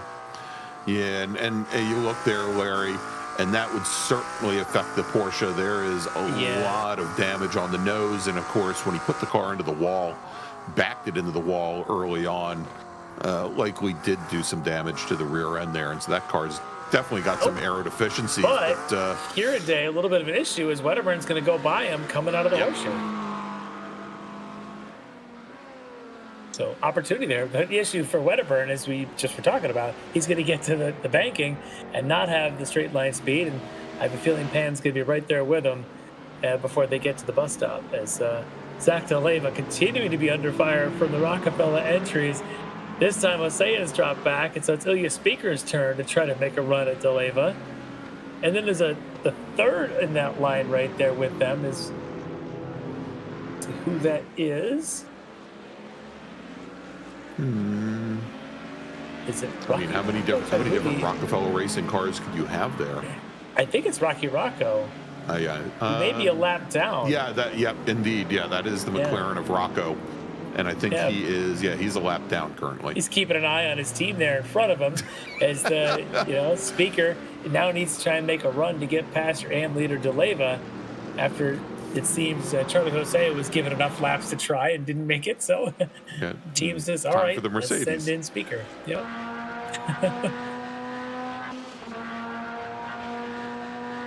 Mustang has got legs, though. It's a tough pass here.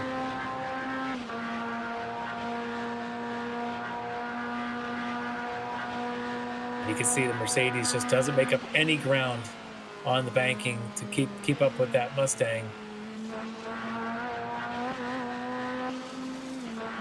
And so far, Larry, we haven't seen the Mustang really suffer from those tire degradation issues that we saw at the Bend 2 weeks ago and at some of the other courses over the course of this season.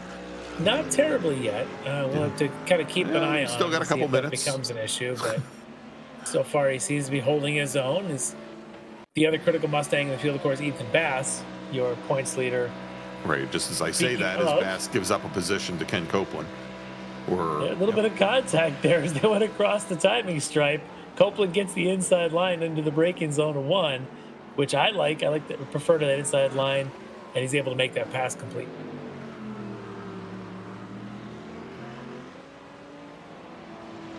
So move Copeland now up into 4th. I love how that Bobby and Leo now, Jagoda, are having a nice chat here in the YouTube feed. Of course, Leo Dragotta was our GT3 Pro champion last season, season number 12. Things haven't exactly worked out to his liking this season. And it was more fun to be in the chat, hang out with Stubby and that Grabowski kid. Teach them while they're young. All right, look at this. Copeland running the high line. Bass going to try and take the low line of the Mustang. Tell you that Mustang has got some serious legs, not even needing the draft, and he's going to hold that inside line. Use the big Ford power to get past the, I guess, is it an Audi powered Lamborghini? Yeah, I guess. But you notice there how wide Bass actually went down in the turn 1, could not get anywhere close to grabbing an apex. As we jump a little bit further back, we'll take a look at our other Mustang. Is it's DeLeva dealing with all 400 of the Rockefeller Racing machines here. That was interesting. His speaker decided to do a little bump draft at first and wait till the end before he actually popped out, went on by. It worked out well for him, able to take that position. As Bass and Copeland continue now around the infield. Look at this side by side. Is that Hudak behind them saying, I'd like to get by? And now they're not going to let him by. They're not going to let him by. No. This battle is too much fun. They're not even leaving room on the banking. Oh, this is going to be tight. He squeezes. He's through. He's through. There's no daylight there. Yeah, between Copeland and Bass, though, they are side by side. Look at this. Well, let's see what happens right when they come down to the bus stop. Who blinks? Who doesn't? As we've got just under 3 minutes remaining. Oh. And from the inside there, Ethan Bass earlier on the brakes. Copeland goes through. So Copeland now in the longest defense of the night, holds on the 4th position. Now, remember, coming into tonight, Ethan Bass had the points lead over Michael Brooks and Mike Dam. It was about a 12-point lead on Brooks and another 9 points back to Dam. So Ethan Bass still needs to collect some points here. So these positions, he loses to Copeland, who's not in the points chase at the top of the order. That's actually critical for Bass to stay in there and to collect those. It's with Mike Dam leading this, it's a little better than when Brooks was leading in terms of if you're Ethan Bass. But still, if you're Bass, you've got to get that position back. You really want to hold up there to try and claim this championship.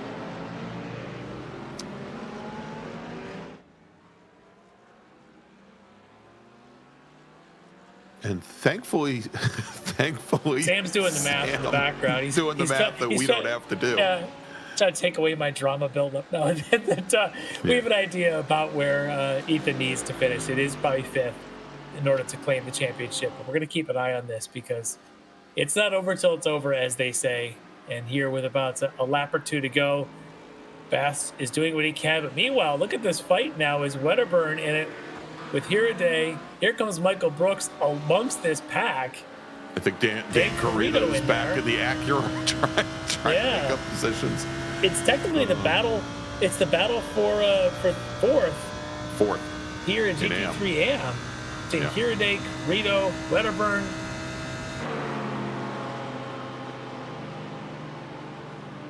And we should be closing in on a white flag depending on where Bailey Petrowski is. He may have just started his final lap, maybe? Where is Petrowski? Petrowski, he should be coming up to the tri-oval now, Larry, about to complete lap number 47. And about to take white flag. Yeah. So he'll get the white flag this time by. And yeah, now he's crossing the line, takes the white flag. Bailey Petrowski starts his final lap here at Daytona. And a replay here of Dane Carino having a bit of an issue there, self-induced again. We've seen that a couple times tonight. They're wobbling those curbs, trying to get onto the banking around the back straight. Well, let's talk about this guy. We haven't really talked about Bailey Petrowski much tonight. Another marvelous performance now, 12-second advantage on Dalton Fredericks. And Dalton having a great night of his own, but Bailey just always has that extra gear, that extra little bit of pace that no one seems to be able to find. It's his consistency that is going to bring Bailey another championship here in GTP. He just keeps doing it. And we know he's not just a prototype guy. We've seen him do it in GT3s. Yeah. We've seen it everywhere with Bailey. I was going to say, Larry, 2 seasons ago, he jumped into a McLaren for D2D and ended up his very first season out taking the GT3 Pro Championship. Jumped back into the GTP cars last season. We've seen him do it in TCRs in our other series that just wrapped up. So Bailey doing it again here for D2D. One more exit of this bus stop. And under the nice bright sunrise here in Daytona. We thought maybe it'd be a sunset race. Turns out it's a sunrise race. And Ethan Bass and Ken Copeland might have just realized they're on last corner as well. I was going to say, this is it for them, as Bailey Petrowski is going to come to the line, take the win in GTP, and then right behind, door-to-door, side-by-side, the battle for fourth, Ken Copeland edges out Ethan Bass in GT3 Pro. Now we move over to our 2 Purple Sector Motorsports drivers, Jordan Griffin and then Carson Cushman, as they come to the line, 3rd and 4th in LMP2. Zach DeLeva comes across the line. He takes the win for Aerokinetics in GT3 AM with Chester Guidry. There he is. Guidry made it close-ish at the end. They were side by side. 23 hundredths of a second back. Wow. I don't know where Guidry came from, but he came from nowhere. And taking the win tonight in LMP2, it's going to be Justin Barrera with Dean Dibdahl, about 3 seconds in arrears.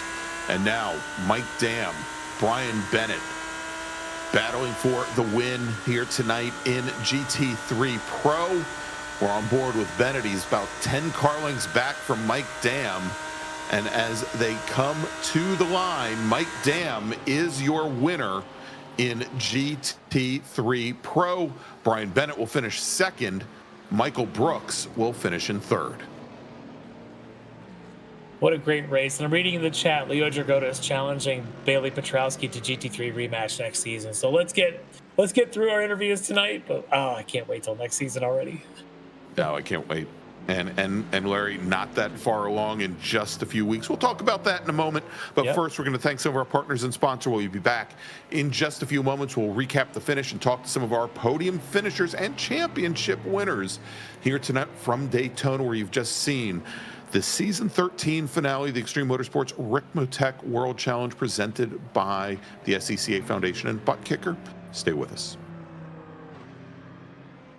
High-performance sim racing equipment. There's only one place to go. Ricmotech.com.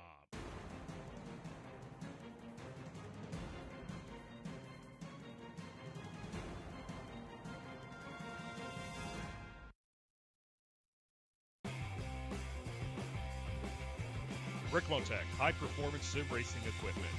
Yes, SCCA Foundation is a 501c3 organization serving as the charitable arm of the Sports Car Club of America. One of the programs partially funded by the foundation is the SCCA Academy, an online learning management system used to keep real-life racing track officials up to date on the highest standards of race safety and officiating. Through this program, the SCCA Foundation is supporting the future of the best trained corner workers and event officials in motorsport. You can support these efforts at www.sccafoundation.org. Ricmotech high-performance sim racing equipment. Whether you're just looking to have fun, train for race day, or become a serious esports competitor, Ricmotech has you covered. Hundreds of name brand parts. Support from experts that love sim racing. Trusted by the pros. There's only one place to go, Ricmotech.com.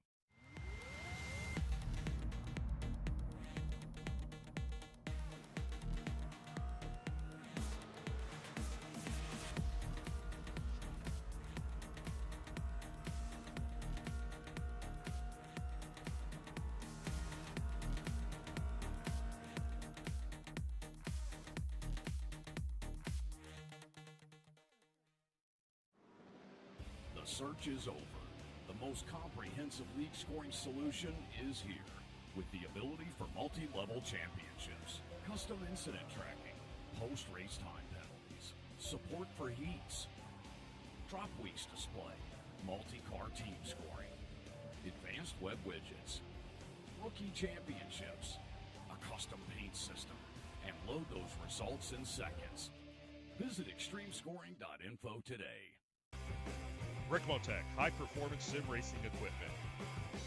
Hundreds of name brand parts. Expert support. Ricmotech has you covered. There's only one place to go, Ricmotech.com.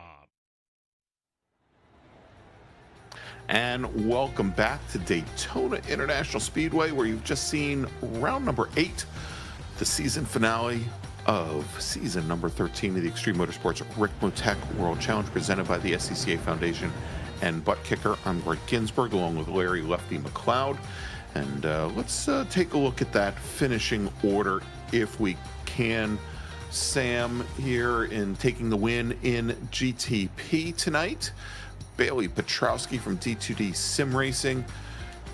Dalton Fredericks from HSR Phantom finishing second. Stephen Hudek for Serpent Racing finishing in third, with Jake Zito finishing just off the podium for HSR Phantom Racing. Over in LMP2, taking the win tonight, Justin Barrera from that's right, it's Metamorphosis Racing. I might need new glasses, Larry. I almost thought it was Mayamos Racing. Dean Dibdahl from Rocket Ship finishing second, and then the Purple Sector Motorsports Racers, Jordan Griffin, Carson Cushman finishing third and fourth, just a couple car lengths apart. And then finally, we move over to GT3. We'll take a look at GT3 Pro, where Mike Dam takes the win for Orion, with Sector 5's Brian Bennett finishing second. Michael Brooks, who led for so long early on tonight, he will finish in third, with Ken Copeland fourth. Ethan Bass finishing fifth, and Ken Copeland, I talk about both Brooks and Copeland, what could have been, Larry, as both the wrong stuff drivers led at one point and spun from the lead. But great run tonight for Mike Dam. Over in GT3, AM taking the win tonight, Zach DeLeva for Aerokinetics in his Ford Mustang. Chester Guidry from HTPK finishing again. And where did Chester Guidry come from, Larry, as he was only 0.2, less than a quarter of a second back there at the finish. Carlos Barrero from Speed Lab Dream to Inspire finishing in third, with Adam Ballard, one of the 400 or so Rockefeller Racing drivers here tonight, finishing just off the podium in fourth position. Let's see here. We've got, and Larry, he did find his way to the green room. Let's bring in our winner tonight from LMP2, Justin Barrera. All right, joining us here After victory, Justin Barrera. Justin, I'm glad you found the right interview waiting area. That's awesome. Congratulations on getting the win tonight. Hard fought race though. Tell me a little bit about what it was like to go through that race and the intensity that you had in that battle with Dean. Well, you guys can hear me okay? Oh yeah, Sure. yeah, great. Yeah, so before the race, Dean tried a different setup, and I think we were testing between us. We used the same set. We used at the 6 hours. I used it. He used a different one to see. You could obviously see the advantage on the straightaway. Like, he would pull up to me like nobody's business. It was just when the gap happened, that's where, that hurts. And so he came back. Unfortunately, he spun. I asked him what happened. He just said he accidentally locked up the brakes, because I thought I braked too early on that. But yeah, no, it was a good race. I was sweating, but we gotta push. We gotta push. Yeah, this is your first victory here in the Ricmotech series, I believe. Yeah. This is the first time I ever registered for this series. Yeah, well, congrats on that. A great performance tonight, because Dean has sort of been, he's been sort of the gauge everyone else measures against often in the last season or so. And you came in tonight and had just so much pace that it looked like for a while Dean was content just saving some fuel behind you, because the two of you were pulling away from the purple sector team. It seemed like you guys worked pretty well together for that period and trying to create that gap. Was that planned, or is that just sort of on the fly, this is what we're doing? It wasn't super planned. It was just, when you get into the race and you have pace to go forward, it's best to use the pace to go forward, drop the people behind you, and then keep going. And like I said, we were testing between the two setups. He had good pull on the back straight, and it was still good in the infield, but the setup I was on was slightly better in the infield. If you look at it, I have one diplane, I believe, and he has 0 diplanes on. I could be wrong on that, but no, we did the 6 hours a couple weeks ago, and we got dropped by an 8K. I mean, we finished 13 seconds behind after 6 hours, but yeah, we wanted to figure out why we're not fast enough. Yeah. Well, you guys definitely are getting quick, and it's awesome to watch, and hopefully you come back and join us next season, because I'd love to see this battle continue. You guys put on a good show here tonight, and a great effort for you to come away with the first victory for you here in the Ricmotech series. With that victory, do you want to give anybody a special thanks or shout out here while you got the opportunity? Yeah, my folks, mom, dad, sister, brother, friends, Zane Pumbly Motorsports, Sudi, Friend Motorsports, also Dean and his dad. He's partnered with me a lot of times, and I really appreciate the help. Dean's an actual in real life Miata racer / go-karter, and he has the actual experience on the track in real life. So yeah, I love to see him get into like a big seat in real racing, and I think he's fast enough to do it. It just, it's all sponsorships and all stuff like that. Yeah, he's a good kid. He's got a lot of pace, and yeah, he's, I'm sure, great to be connected with and be able to kind of work with him in his development. So, but that's awesome. Congrats for you tonight here to get this victory, and it's just going to be a great lead-in for the next season to come. But getting the win here tonight at Daytona in the finale, Justin Barrera at LMP2. Congrats. Thank you. All right, Larry, so we just talked to tonight's race winner in LMP2. Why don't we bring in our championship winner for season 13 in LMP2, driving for Purple Sector Motorsports, Carson Cushman.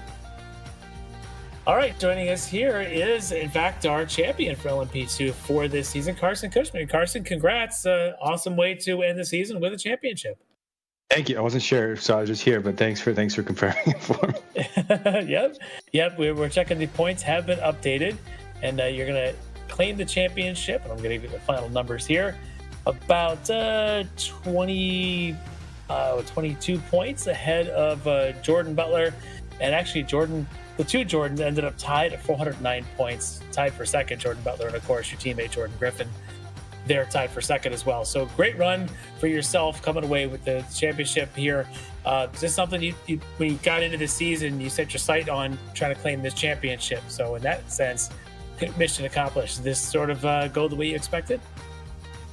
Yeah, I mean, the end of last season was ended high, but this season I was definitely not the fastest. Justin and Dean were definitely faster, and I think I'd only beat them because they had an extra drop, or they had a DNS. So that's what sealed it for me. But I was just being consistent, not crashing, not hitting other people, just keeping it safe, driving around.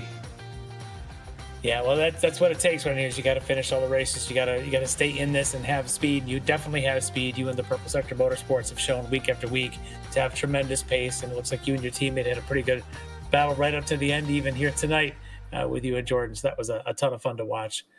But congrats on the championship, and you want to mention anybody by name for helping you claim this thing over this season? Jordan can thank me. I'll just say that. But thank you guys. Thanks for always coming up here every Monday, and thanks everybody that's putting it on. It's been a lot of fun. Looking forward to next season. Not sure what car will run, but definitely gonna pick one of the series to run next season. So looking forward to it. All right, that's great. It'd be great to have you back and whatever you decide to run, and that'll be awesome. All right, so your champion for the season here in LMP2 from Purple Sector Motorsports, it's Carson Cushman. Congrats. Thanks, guys.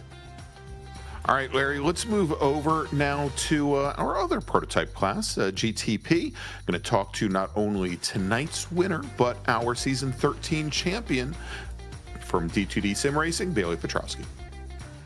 All right, Bailey, you make it easy on us. We get to interview the race winner and the championship winner in the same person. So congrats on both fronts. A great, consistent victory again here tonight. Your pace is amazing. But wrapping up the championship here in GTP, where does this one stack up with your successes over the years here in the series? I mean, objectively there was less contention this season, just with the fewer numbers of cars. I feel like I did improve everywhere where I wanted to. I think the only track that I had issues with was Long Beach, which brutally crashed in that one. But overall, yeah, it's winning the championship always feels great. It's why we do this. There were definitely some great battles. Definitely wish there was more attendance in the class. That would have definitely made things a lot more interesting. But yeah,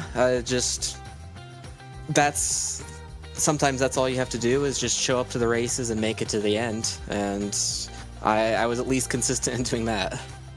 Yeah, well, your pace is amazing because everyone else uses you as the benchmark to try and chase, and there's something to be said for that. And you make it look easy. We all know it's not. We all know that there's a lot of work and setup and time that goes into getting the pace that you've got. But your excellence, again, is sort of setting the standard that everyone else can go out and chase, and that we appreciate watching that. It's a lot of fun. But I got to tell you, there's already some trash talking going on in the chat in the YouTube feed tonight. Young Leo Dragota is saying he wants a rematch in GT3's next season. So you got something to think about if you want to go heads up with Leo again. It's tempting. It's real tempting. He put up a great fight at least every time I've raced against him. Yeah, that would be another fun battle to watch. So something to think about as you're getting ready for next season and choosing which class you want to run in. But at least tonight you can kind of savor the moment and enjoy this the victory for tonight, and of course the championship that you've ratcheted up. Maybe even play a song or write a song about your winnings here. If you do, you got to come back and play it for us. But I've already got a song that I listen to after each race. It's the name is misleading, but the name is Tired of Winning. Okay, well, you have to share it with us one of these days. Yeah. So, but I'm looking forward to that day when you decide to bring that on, because we all know you can play. I definitely want to hear it. But tonight you can just sit back, relax, and enjoy this championship and celebrate with some of those teammates that I'm sure you want to maybe mention a few of them here now that you got the chance. Yeah, definitely. I always want to thank the team. It's always great working with Bobby, and I always appreciate racing with him. It's always entertaining racing with him, talking with him during the races. So it always keeps things interesting. And the amount of work he puts in for the paints and all the work he does for the series, it's always great working with him. Yeah. Exactly. But yeah, I want to thank the team. It's been great racing with them the last, I think, 5 or 6 seasons now. It's been a while. But definitely want to thank all the sponsors that helped make this series possible. Butt Kicker, Ricmotech, you guys at Apex Racing, SCCA Foundation, the new sponsor of this series, Speed Labs, and then want to thank all the friends and family for watching, continually supporting me for all these races, and then thank everyone else who raced in the series. Thank you for help making this a great season, and thank you guys for always commentating on these races. We enjoy doing it. We love to watch your pace and setting a new standard, it seems, every single week. But to wrap it up, another championship here in GTP for T2T Sim Racing. It's Bailey Petrowski. Always good talking to you guys. You guys have a good one. All right, thanks, Bailey. And of course, Larry, we should also mention in GTP, Aaron Beaver for D2D Sim Racing. Bailey's teammate finishes second, albeit 45 points back, and Sean Fitzgerald, from Leadpaw, finishing in third. All right, let's move over to the touring cars. We're going to move over now to GT3 AM and talk to tonight's winner from Aerokinetics, driving his Ford Mustang, Zach DeLeva. All right, Zach DeLeva joining us here. And Zach, that was a pretty wild race there. You had one heck of a battle with the Rockefeller Racing team there for quite a while. How much fun was that, dicing it up there with those guys for pretty much the entire 75 minutes? It was fun. I guess I missed in the debrief and qualifying not to go below the white line, so I dipped 2 tires down there on my fastest lap. So they sent me end of line. So I don't know. It was fun. It was fun coming through the field to start racing with those guys, and yeah, it was a good time. I'm glad I can match their pace somewhat. Oh yeah, it was great to watch. It seemed that those guys, for a while, Jose was coming at you, and then they almost switched up as he tried to make a move, didn't make it stick, and next thing you know, the speakers coming along. It was like the Rockefeller team said, "Let's just, who's up next? Who else can we throw?" And Ballard was there in the Mercedes, yeah. Yep, it was fun. It was a fun little draft train for a bit. That's how Daytona is. I'm glad I didn't wreck myself in the bus stop because that's all my practice was. So I figured that out apparently. I don't know. I just hate this track, so never again, please. I don't know. The admins of this league seem to love this place, so sometimes it's one of those the pill you got to swallow to get through a season here, I think, at Ricmotech. But awesome job this whole season. I know it's been full of ups and downs. Tonight, you land on a high here, getting the victory at this stage. Looking at the points updated, you're going to end up second in the championship. So a good run for you. Did this season, sort of when you set out 8 races ago, what was your goals, and did you end up actually meeting that here with this top 2 finish? Yeah, I think I did. I think there's multiple points in the season that I could point to and say, could have done better here. Couldn't, if I didn't mess up this, right? But that's, hindsight's 2020 for a reason. So really, this season for me was just learning. Obviously, from the sports car challenge last season, kind of surprised myself with how fast I've adapted to sim racing, and it's always a pleasure racing against these guys, just because of the clean nature and the fast pace between the whole field. So I'm happy to make the move over to pro for the upcoming seasons and see where it takes me. Yeah, that'll be great. We know you've got the pace, and it'll be fun watching you mix it up, straight up heads up with some of these guys. That'll be awesome. But definitely congrats on the performance all season, but particularly here, getting the victory tonight. Does anybody you want to make a mention of here before we close it out? Oh, man. I just want to say thanks to Dan at Aerokinetics for having me on the team. Big thanks to XMS for putting on fantastic leagues, being fair admins. It's awesome all season to race for those guys. And thank you guys for putting on a good broadcast. It's fun to watch back, and see what happened on the races. So we'll see you next season.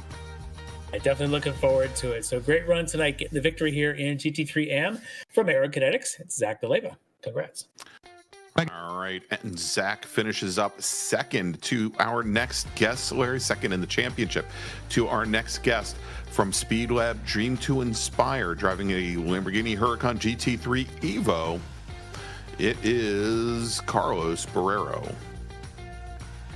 All right, Carlos joining us here and wrapping up the championship. Carlos Barrero is going to take it here in his Speed Lab entry in GT3 AM. And Carlos, awesome job all season. We were talking about it during the race. Your consistency, you're always in that mix, in the podium hunt, it seems, every single week.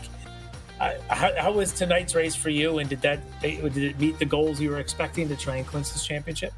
Yeah, honestly, tonight was the same intention as every other race. Just stay consistent, finish the race. Because I know those front runners are very, very fast. Yeah, those guys can be quick, but it seems every week something befalls them, some struggles, some extra fight, some wall comes up hard on them. Yeah, exactly. Fighting too hard.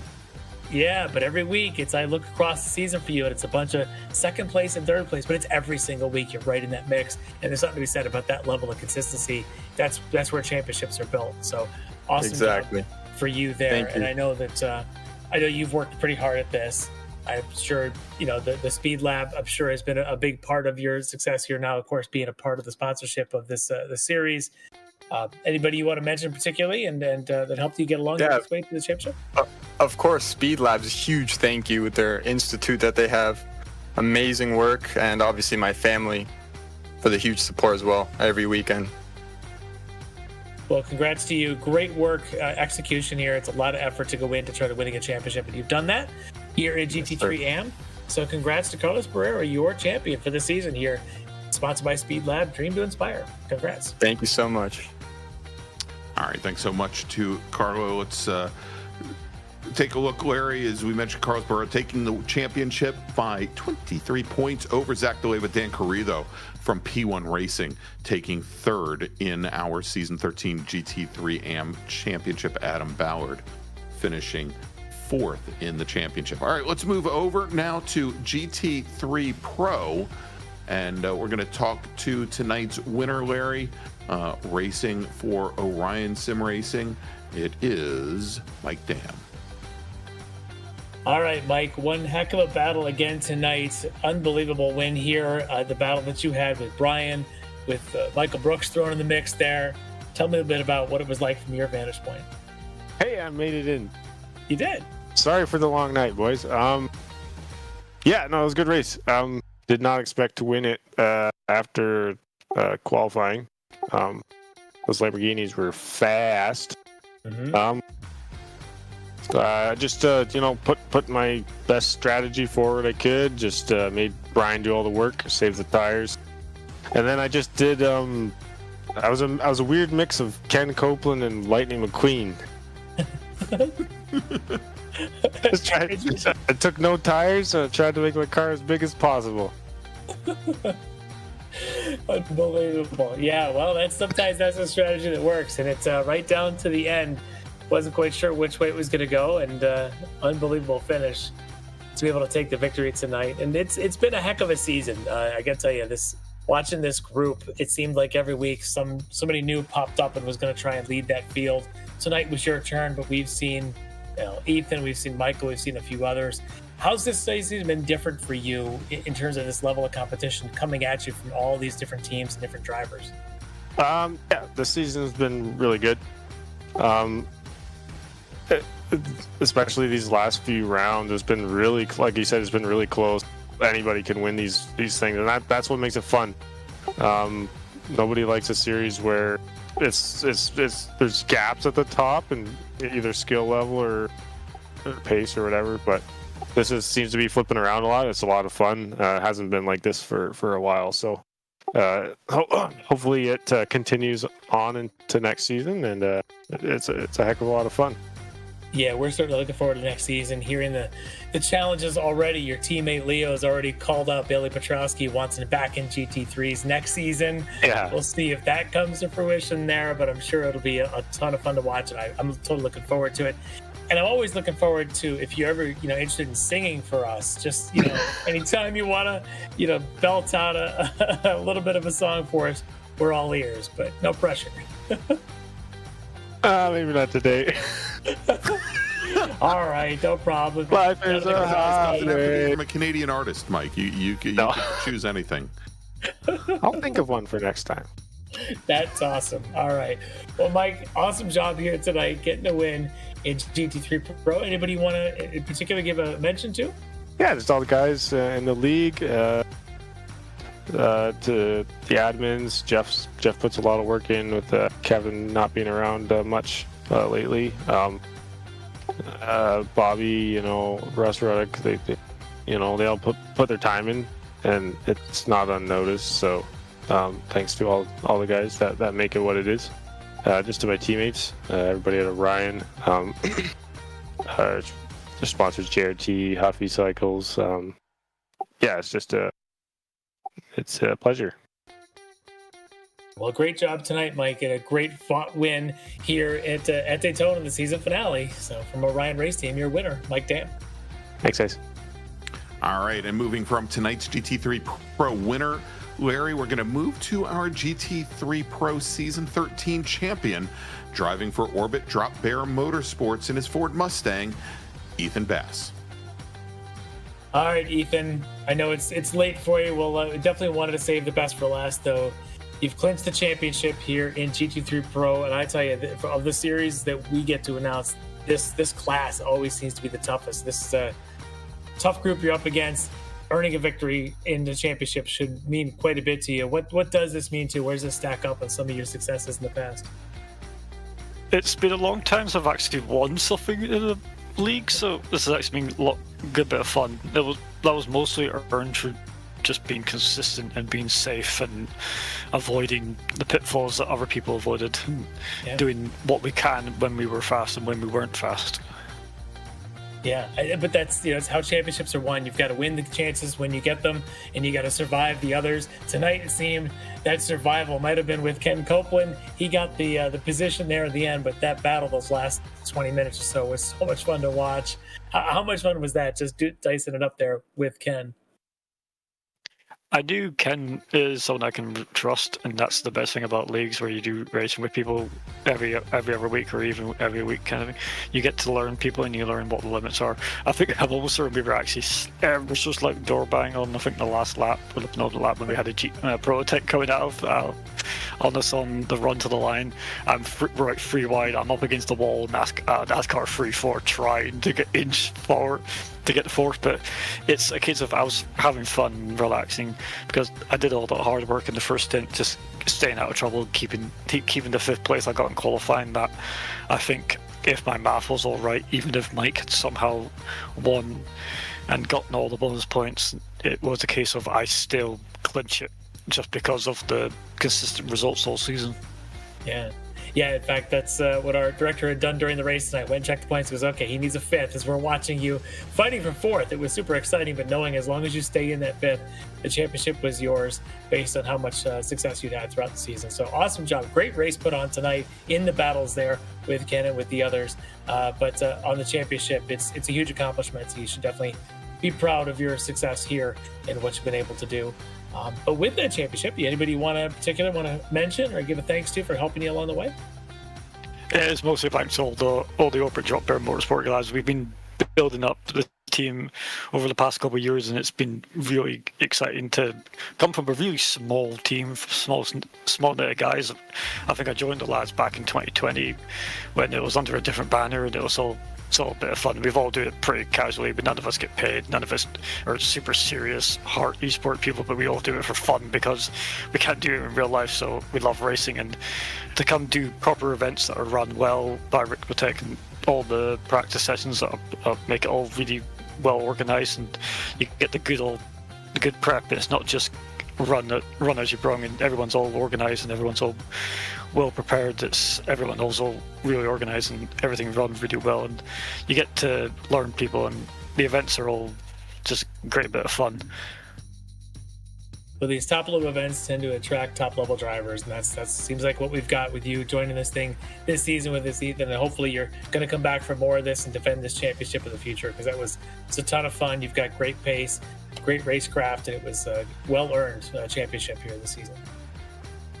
Yep, that was good fun. I think it's the first big league I've done in the Mustang, big proper full season that's actually been brought a lot of success. Not a bad way to end the season. It's a good bit of fun on a Monday night. Yep, it was and Tuesday morning for for those of you a little bit further east. But congrats, all the effort has paid off. You won the championship here. Congrats, Ethan, and your Orbit Drop Bear Motorsports team on the victory. Congrats. Thanks very much. Hopefully I might bring some friendly teammates next season. Oh, that'd be awesome. Looking forward to it. Yeah, definitely would look forward to that. All right, Larry, that's going to wrap up our interviews tonight. And so let's put a stamp here on season number 13. And the way we do that is tell everybody about what's coming up on season number 14. And as well, our new season of the Ricmotech Mini Mite Sports Car Series, which starts up next Monday night for round number 1 at the National Park of Speed, Road America, for our LMP3 and GT4 racers. And then in 3 weeks, first of all, we're going to take Monday night, September 1st off. That is Labor Day, Monday, Labor Day here in the United States. We're going to take that night off. So in 3 weeks, the Ricmotech World Challenge returns for season number 14, round number 1 at Michelin Raceway, Road Atlanta. Both leagues, both the Mini Mite Sports Car Challenge and the World Challenge, have registration open up. If you'd like to join these racers on the grid, this is your time to do it. You head over to xmsracing.com. And you should be able to sign up from there. We look forward to seeing you on the grid. So for Sam Fitzpatrick, for Larry Lefty McLeod, or sometimes Brian, I'm Greg Ginsburg, and we'll see you next Monday night at Road America. Have a great week, everybody. High-performance sim racing equipment. There's only one place to go, Ricmotech.com.